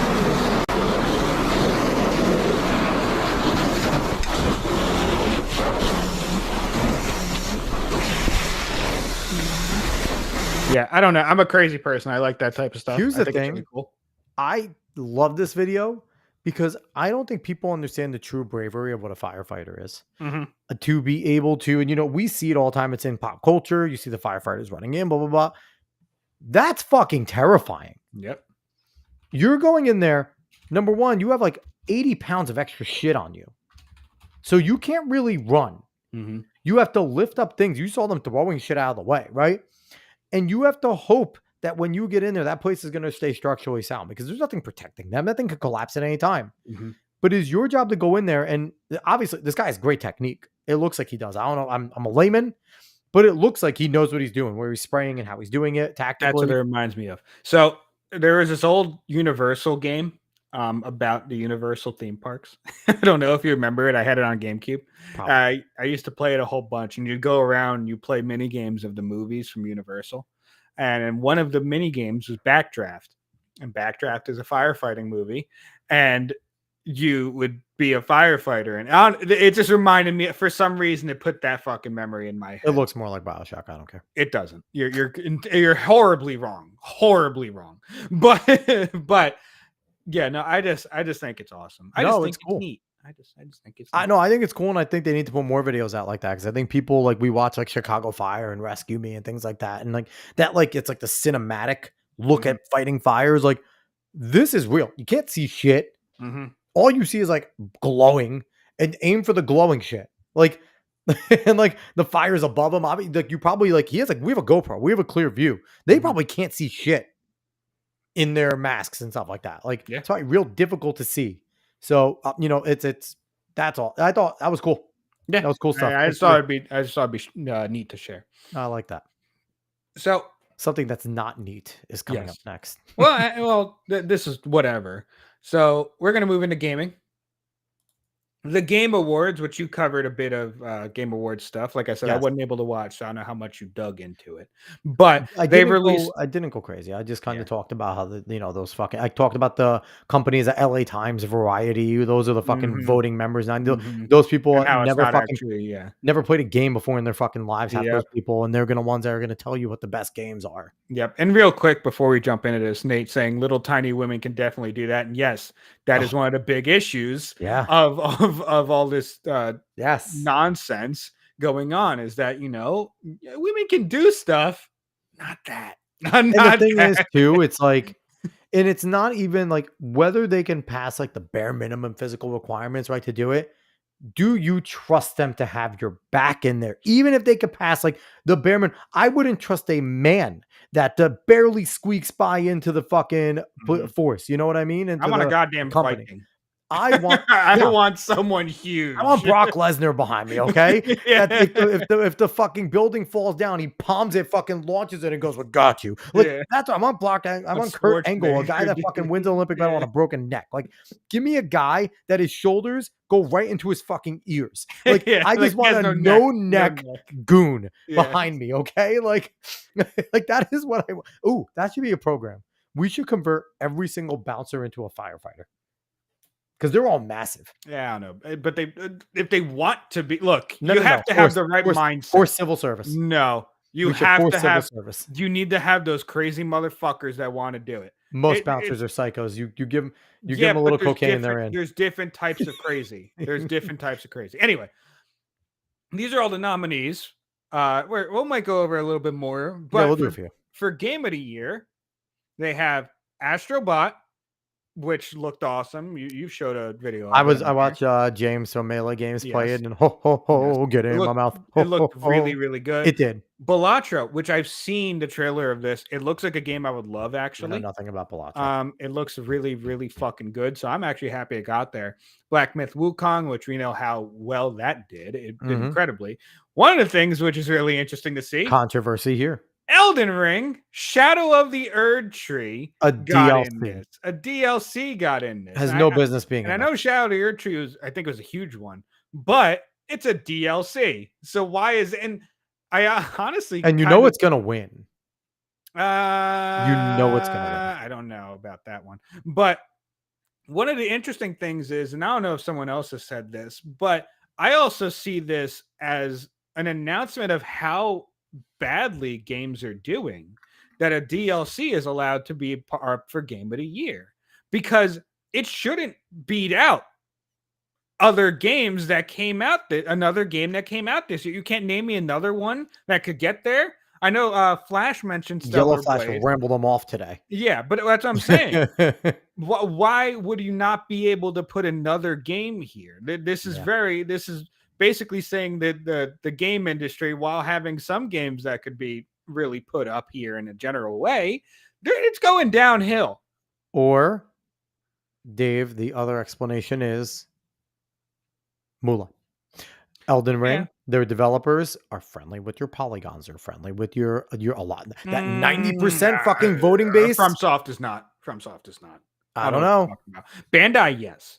But Bandai's associated, right? And Bandai might be that arm that is sitting there and sweetening up and saying, "Hey, get us in this." It's a possibility, but I will say this: any thought of doing that for kind of being able to brag of being game of the year and stuff like that is going downhill because no one fucking cares about the game awards anymore. Nope. And then you have Final Fantasy VII Rebirth and Metaphor Refantasio, which is by Atlas, the same guys who make Persona and other stuff. And I heard good things about this. Yeah, I've actually heard good things about Metaphor. Pretty fucking good. Yeah. But overall, I mean, I'm just happy that didn't have any of the games that did terribly during the year. Surprised we didn't see Dustborn in there. Well, no, we wouldn't have Dustborn. It would be no. It's more like surprising Suicide Squad. We or didn't something have like Veilguard. No. Veilguard. Veilguard would have been the one that would have gone in. For did Veilguard come out too soon though? Was it too close? I don't know. In terms of the nomination process, because that came out when that come out like 3 weeks ago, 4 weeks ago. Yeah, it hasn't been that long, and they probably have been working and locking in their nominees for something like this for a little bit. Yeah, I could see that. But like the other ones tanked so badly that they actually couldn't do it. Like Suicide Squad can't do it. Star Wars they can't do. Yeah, exactly. Like they tanked so badly that you can't possibly do that. So, but overall, I mean, it's a surprising list in the fact that you didn't see anyone that shouldn't be up there. I mean, other than DLC. DLC shouldn't be up there. But at least it's a good DLC. Yeah. I'll give them that. Yeah. Innovation, inaccessibility. I don't care about that. We can go best action adventure though, because this has Star Wars Outlaws in it. And Prince of Persia: The Lost Crown. Yes. Either of these two win, it's a bad time. Yes. I mean, out of the group, I mean, I've heard good things about Echoes of Wisdom. Yes. Astrobot's obviously dope. Mm-hmm. Silent Hill 2. I heard it was a good remake. I heard it was a good remake, but again, like you said, this kind of shows the state of it, right? Yes. Because in action adventure, that used to be the category besides sports. And obviously first person shooters have taken a lot. Let's keep going there. Best action game. I don't mind best action game. A bunch of these. Wukong, Black Ops 6, Helldivers 2. Surprise! Stellar Blade made it on there. And that's I can't believe, maybe because I haven't played it, but it looked fucking great. Yeah. Warhammer didn't make it the game of the year. Helldivers, even though it took a dive, no pun intended. Black Ops 6. I'm surprised too. Game of the year. Yes. So that's the thing is like, do they not consider Fortnite as a part of this? Does it have to be like? I don't think it can be because it's just continuous. Maybe a season could technically be. I have no idea how that. Because Fortnite should be up for Game of the Year every year. I don't know how that. If that's the case, I would hate that. I would hate the thing is that's probably what they're looking at. Going, it's not fair. I would hate that. Yeah. I don't care about best adaptation. Yeah. I don't give a shit about that. I don't care about most anticipated to be complete. Other than Metroid Prime 4. I didn't even know that was a thing. That's pretty awesome. Yes. Best art direction, don't give a shit. Best audio design, don't give a shit. Best community support, don't care. Best content creator, click on this. Because who is noticeably missing from here, Dave? Who do you think? I don't know. Stutter and Craig. Why would he be there? Because he's one of the best gaming content creators around. Yes, in our sphere. He does not have the size that these people do. I will tell you that. Yeah. That's just complete honesty. Like I love Craig, but he also knows he doesn't have the size of these guys. No one. I don't fucking know. The only one I know is Pecora. I'm not gonna lie to you. The only one actually, Casio videos keep coming up on my homepage, and I never fucking watch them. I don't know why he's there. But those are the only two I know. I don't know the rest of these. Aloan. Yeah, I have no idea who the hell these guys are. But it's something to be said about the silos that everyone's in. And at least Techno Gamers has like an attempt to make his picture like look a little like gamish and edgy. And I don't care about the. Like, and then you have the VTuber, but then it's like Casio just looks homeless. Yeah, I think that's part of like the his meme gig with him is that he's fat and homeless. I guess. So best debut indie game. I have heard incredible things about Animal Well. Like I said, Balatra looked great. Manor Lords, I've heard good things. Pacific Drive, I watched some of it and looked good. I don't know about this one, but it might be pretty good. I've heard like some things. I actually heard the Plucky Squire mentioned, but I haven't heard much about. I think I've actually may have heard from Melee Games when I was watching one of their streams. But also, Nate saying no 7 Days to Die, blasphemous. Did that technically come out this year? Because I know, I don't. Did like 1.0 come out this year for 7 Days to Die? Yeah, that's actually that's one of the things. If it has to be in this year, yeah, best esport. I don't care about that. I don't care about any of that. Family. No putter. Also blasphemous. yeah. Best fighting game is an interesting. Oh my god, this is awful for some of these. Dragon Ball Sparking Zero. How is that not up for Game of the Year? Yeah, with the way it gangbustered out the fucking add it's the biggest fighting game premiere in the history. Grand Blue Fantasy versus Rising, MVC Fighting Collection Arcade Classic, which is I mean Multiverses, which should not be there. That's wow.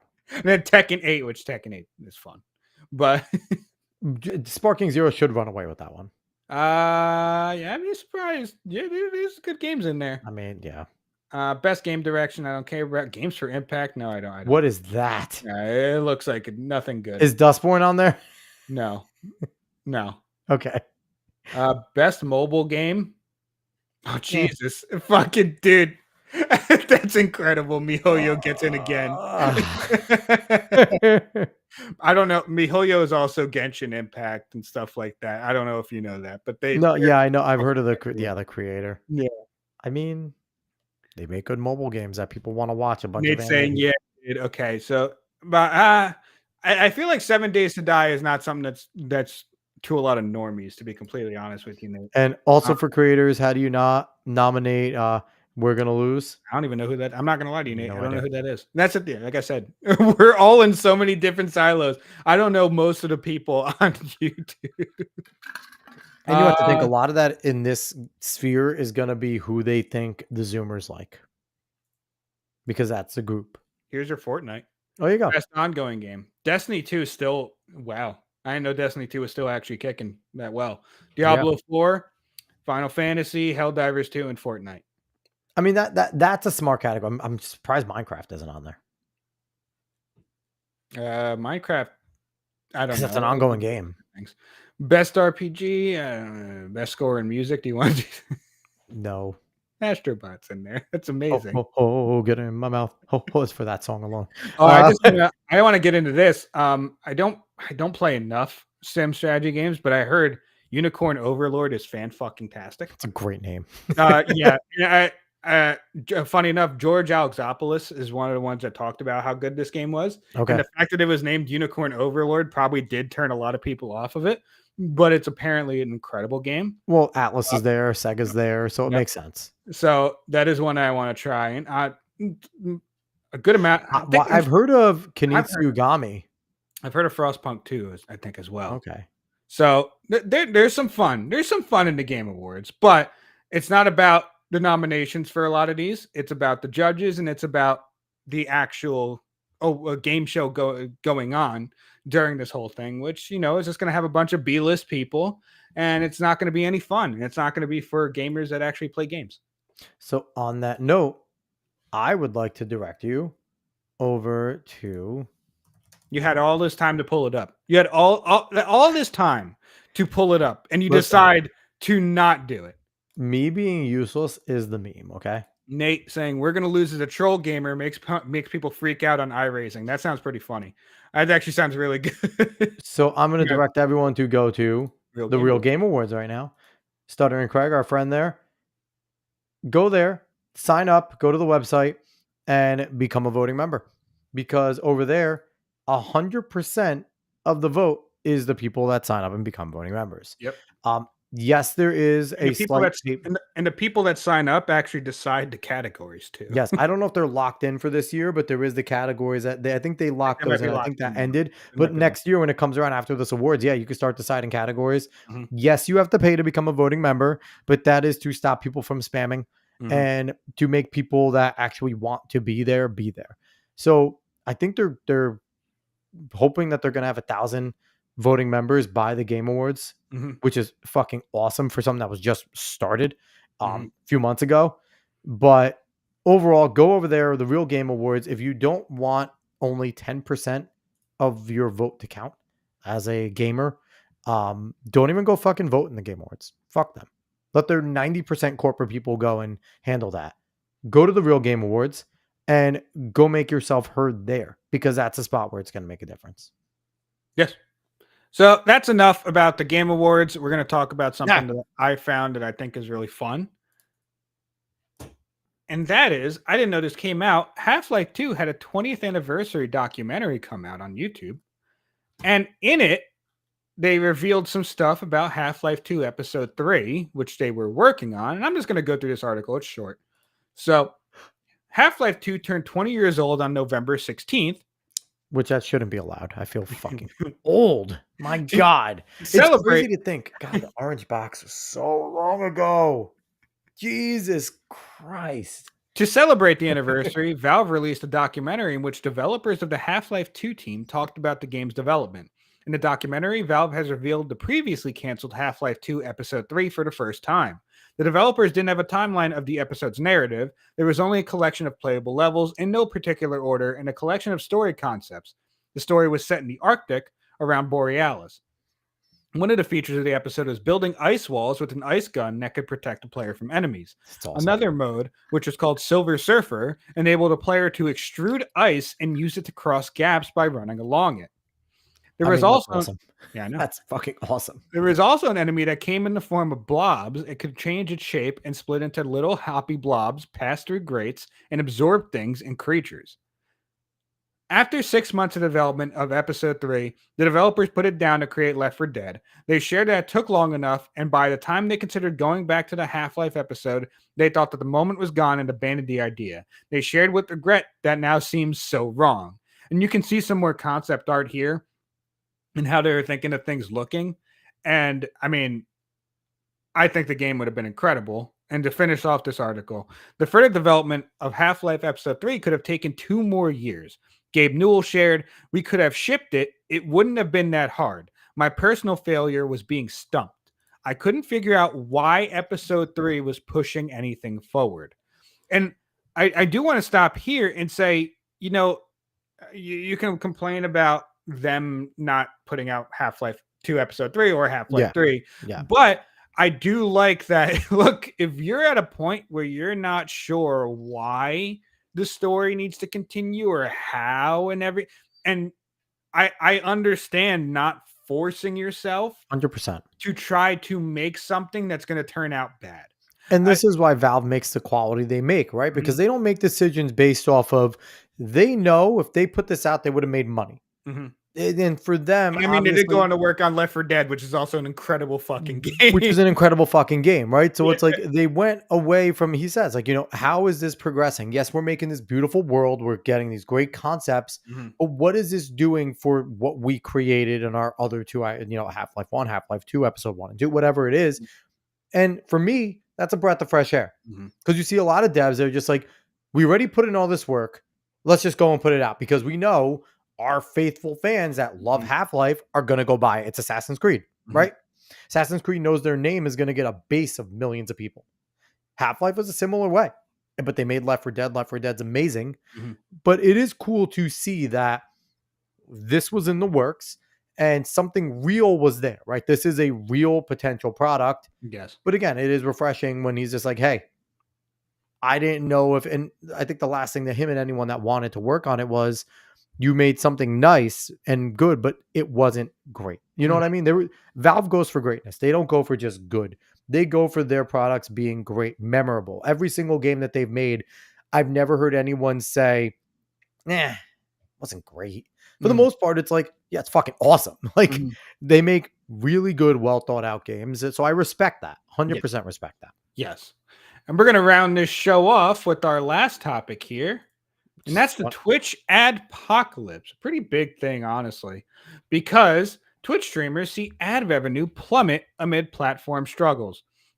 There's a quick article from Insider Gaming, and it just goes over what exactly. There's a good chance to let everyone know. Go search the Alex Cuesta show on Kick. Yes.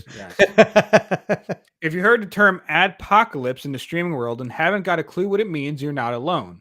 Recently, it was revealed that some Twitch streamers are suffering immeasurably from plummeting ad revenue rates, and nobody knows why. There's obvious reasons, but on the streaming platform, some users have reported a drop in ad revenue of as much as 95%. It's insane.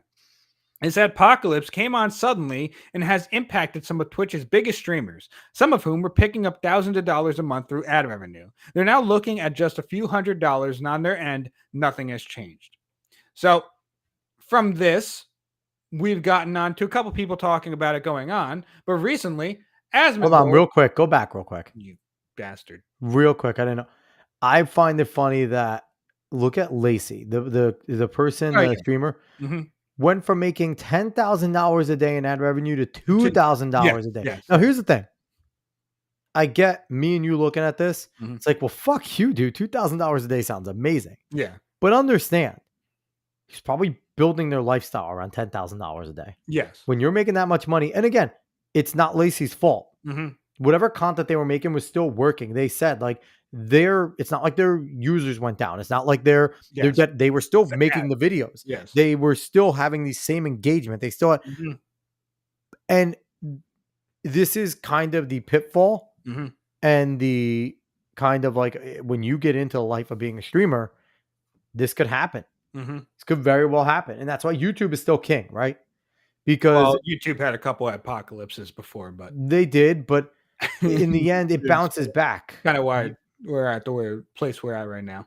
That's But Twitch, which has been rife with controversy recently all over the place, now has this going on. And one of the reasons this is going on is their poster boy, Hassan Piker. And now Asmongold recently accused him of being the main cause for the Twitch adpocalypse, which is just fucking accurate. We're going to play this 40-second video right here where he's explaining it. Hassan clearly is like one of the biggest proponents of this. I would say he is the biggest proponent to a lot of the contention around the, quote, adpocalypse. He's the main reason why this is, like 90% of the examples that are being used are him. Like, or maybe not 90, it might be 80, 70%, but it's like the majority of all examples on the entire platform are all Hassan. So yeah, very clearly, this is the reason why it's happening. Now, you can say that it's unfair, but that's fine. That's okay. But you can't say it's not happening or that's not the reason. Now, what he's referring to there is that a lot of the speculation, a lot of reason why this is most likely happening is the rampant actual anti-Semitism happening on Twitch, which seems to be very normal on there. There was that other fat bitch that said she wishes all the fucking soldiers get PTSD and something. She can get fucked as well. Yes. And that seems to be why the adpocalypse is happening. And Chenk's nephew is one of the main proponents of that type of shit. What a surprise. The guy that said that America deserved 9/11 would also be talking shit in this manner and also cry bully when someone calls him out on this type of stuff. Now, the guy's just, I don't know if you saw his former videos. He has a very Jimmy Kimmel arc. I don't care about Hassan Piker any which way. But it's hilarious, dude, because, Jimmy Kimmel was, Man Show. Man Show. Yep. Now to a big bitch that cries in front of his audience when Trump wins. Loser. And Hassan did something similar to Man Show at some point early in his internet career. Attempting to be edgy, right? Getting noticed by being edgy and kind of pushing the envelope, which is normal for a lot of the people that want to be in the entertainment world. Yes. But what a surprise. This guy who has no actual things to back him up, that just wants to get famous, jumped on this big cultural shift towards leftist movement and then built a career off of it. And now that the culture is shifting back, all the examples of him being fucking terrible are coming back to bite him, and not only him, but rest of the fucking everyone people around that him. is on the platform that he's on. Well, look at Dylan Mulvaney. Dylan Mulvaney is another one. Dylan Mulvaney just wanted to get famous, right? Yep. You see Dylan Mulvaney running around like a fucking weirdo on The Price is Right, not acting human. And now, I wouldn't be surprised if Dylan pops up and looks like Dylan again soon. because the whole entire Dylan Mulvaney being a fucking wasn't real. I hope Dylan never pops up again. But the thing is, there's no reason to see Dylan again. But none of the whole entire trans thing and being a girl, like that wasn't real. And I really feel like Dylan Mulvaney was just trying to throw everything at the fucking wall and to see what stuck. And then I feel like part of it was us on the right kind of flipping out about something and saying how fucking stupid it was, that sometimes we perpetuate it a little more because we draw more eyes to these fucking people. Like, I don't know, Dylan Mulvaney would have just kind of went away. No, that's incorrect. So there is a part of Jerry Springer's show to it. There is a part of that. A little bit. But I think the overhyping. So everyone overhypes everything. So like there is an overhyping of it. Culture. Overhyping of the overhyping is such bullshit because it's the same thing as someone saying like, "Oh, don't hate watch a show." Well, the thing is, if a show is bad, no one fucking watches it. So anyone that hate watches or does it for content doesn't actually fucking give it anything. It's the same. So that's the same way that when people talk about fucking Dylan Mulvaney and just says that this person's not goddamn real, it doesn't fucking up their value in any type of way. It just simply doesn't. That's the same thing as like, bad press is still press. Not exactly a correct statement. It just simply isn't. It depends on what you actually do with the bad press that makes it good press. And that's the thing. So when people formulate their views upon that kind of statement, it fucks everything up because they don't actually understand how things work. Now, Twitch has been going through it. Their CEO was caught being a man, to be quite honest, but he is jerking off to Mia Malkova and stuff like that. One of the prominent Twitch streamers now, because, she just shows everything off all the fucking time. But, he was caught being a man, but he's doing that while also being completely one-sided in how the rules fall on people. Yep. So Twitch has just been rife with controversy. It is going downhill at a rapid pace. And we're on Kick now, so Kick has actually been doing pretty well. Kick started actually moderating something. They stopped allowing Lucy's been kicked off. Like there's been a bunch of. They stuff stopped allowing murders to be streamed. Okay, it's like they realize like you can't freedom doesn't mean everything. Okay, you have to sometimes you have to do a little bit something when you have a huge site. Yes.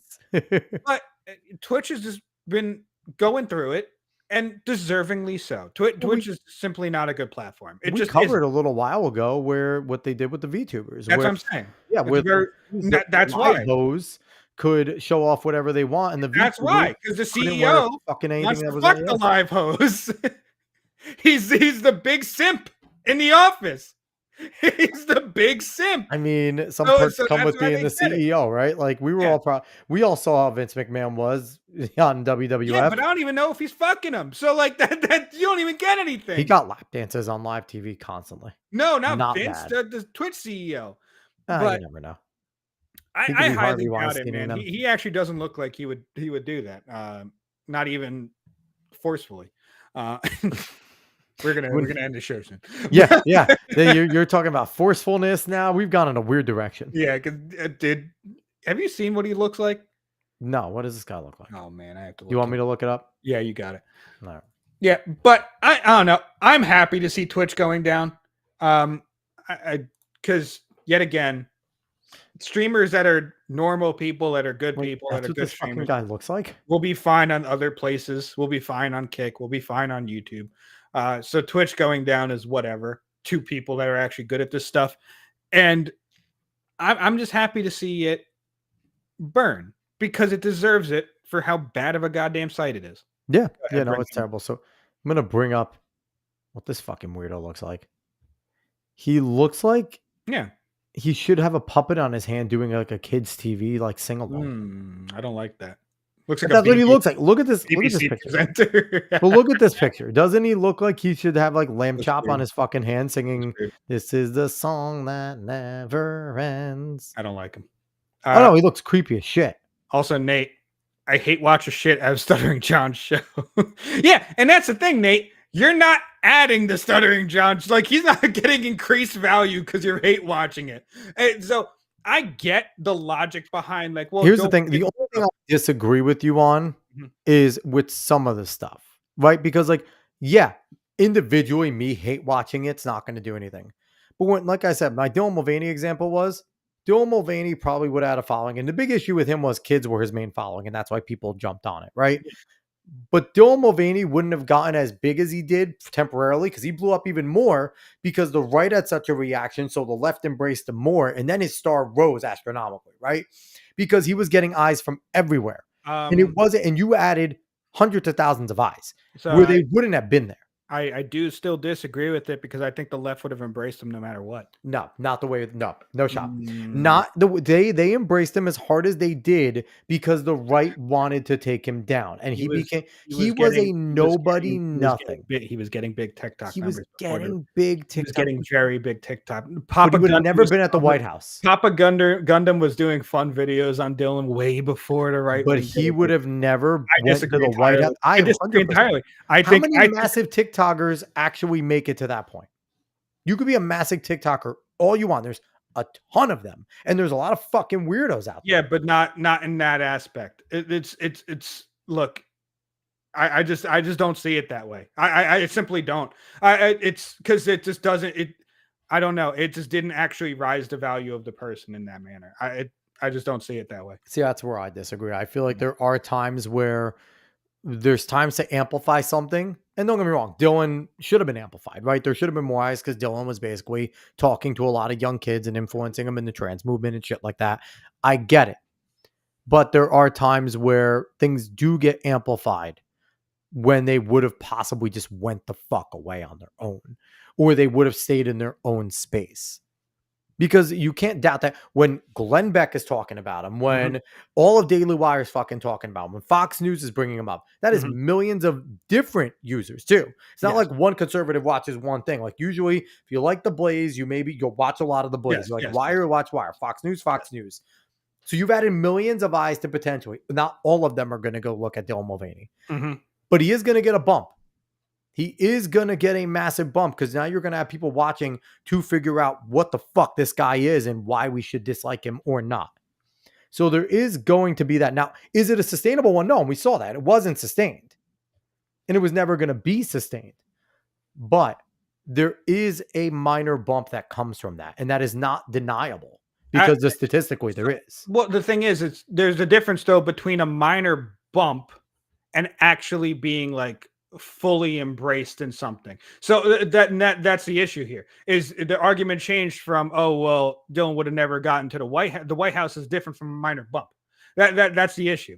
He got to the White House because of that bump, and it wasn't. I said no. It was statistically, it's an astronomical bump for a short time, and he got an astronomical bump for a short time that raised him to that level. I did because because it's not a right-wing audience that's ever going to, even if it's a small number that are just checking it out just to see more of what's happening, it's not a lot. And the left was not straight up just embracing him just because of the right. That's not what was happening. That's not what was happening at all. But there's 100% a trickle that they will start to like it just because the right hates it. And there's a good amount of people that'll do it. So there is things where like, and it happens with the right as well. Yeah, of course, it's both sides do it. There is the thing where it's just like, well, I'm going to take this position because you took this one. Bud Light's an example.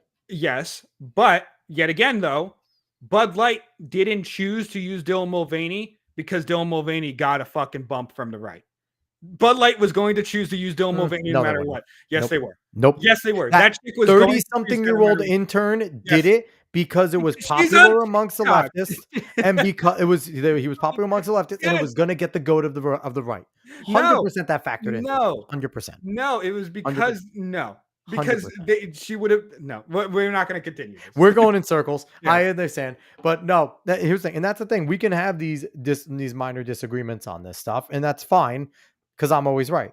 But but no. But in the end, I agree with you. I hope Dylan Mulvaney goes away, but I really think we're going to see Dylan Mulvaney back as Dylan. No, I just don't think we're going to hear anything about him. I hope we never hear at all about Dylan again. Dylan Mulvaney sucked. But anyway, Dave, do you have anything else for us? No, that's it. I do not. I don't know if I played it the other night, but if anyone wants to go check out, or tell me, I don't know. I saw a clip the other day or yesterday of Tulsi taking it to The View. I don't know if it was a while ago. It was probably a while ago. But it was her calling out that they basically called her a Russian asset. Yeah, it was definitely a while ago. To their fucking face, which I think it's interesting too that like you can kind of see a slow turn from her there and the turn from the people at The View against her where, you know, again, I still don't trust Tulsi Gabbard. Not going to trust her for a long fucking time. You need to prove a long time to me that you are not still on the left, right? But it's funny to see like just like her reaction there to a bunch of like straight up leftists when she was not letting them off the hook. It's the same for thing. that criticism. What's his face that shares that meme of well, there's two distinct ones of the one guy on the left running over to the left and then complaining that the guy who was in the middle stayed there. And, you know, the kind of Overton window shifted. And there's another one where the guy pushes him over to the right and saying like, oh, why would you embrace them? I can't remember who's always sharing it. It's a guy who's a biologist, but same situation that like he says like he was in. And just a similar thing to what Tulsi was going through on The View right there. It was 2019 that she was on there. But I think it was a similar situation to what she was going through right there. Oh, yeah. Where she was literally getting pushed. and then she's there realizing, wow, I got pushed to the side. So if this side's going to at least embrace me in some way, I'm going to just go ahead and go with this side. Oh, absolutely. You know, I don't blame her. There's nothing wrong with what she's doing because she's like, shit, the left has totally thrown me away. MAGA's embraced me. I might as well become a Republican at this point. Like, we at least agree on some fundamental values. Yes. So no, that I saw that I was interested in just watching her, and it's always nice when the hens get fucking put back in the coop. Yeah.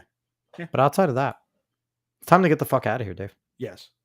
It was nice having you back. I like that we're gonna have a little bit, but I need to be better about potentially scheduling like guest hosts. You should. But here's the issue with that. I'm an idiot. And I fall asleep often, of course, while putting my children down for bed. So like I would feel awful if I passed the fuck out and I have someone waiting to come and jump in. So I'm kind of like touch and go with that. It all depends on who it is. If it's someone that I don't care doing that to, it's going to be different. Like me. So I need to be very selective about that. But overall, we appreciate everyone for watching. We've been, wow, it's 2 hours. Holy shit. Yep. But we appreciate everyone that watched. If you're watching on X, Facebook, YouTube, Kick now. Thank you all. If you're watching on podcast form, make sure you give us a good rating over there. Comments help. Word of mouth helps. All that good stuff helps. Dave, you'll be back tomorrow night, like you said. Yep. All right, we'll have some fun. David is going to stay awake. We'll see if he makes any videos. He talks about, listen, the more you keep putting it into the ether on the internet, hopefully people start giving you shit about not making them. So we need you to keep on saying that you are going to make them. Yeah, of course. But all right, everyone. We are going to get out of here. Thank you so much for watching.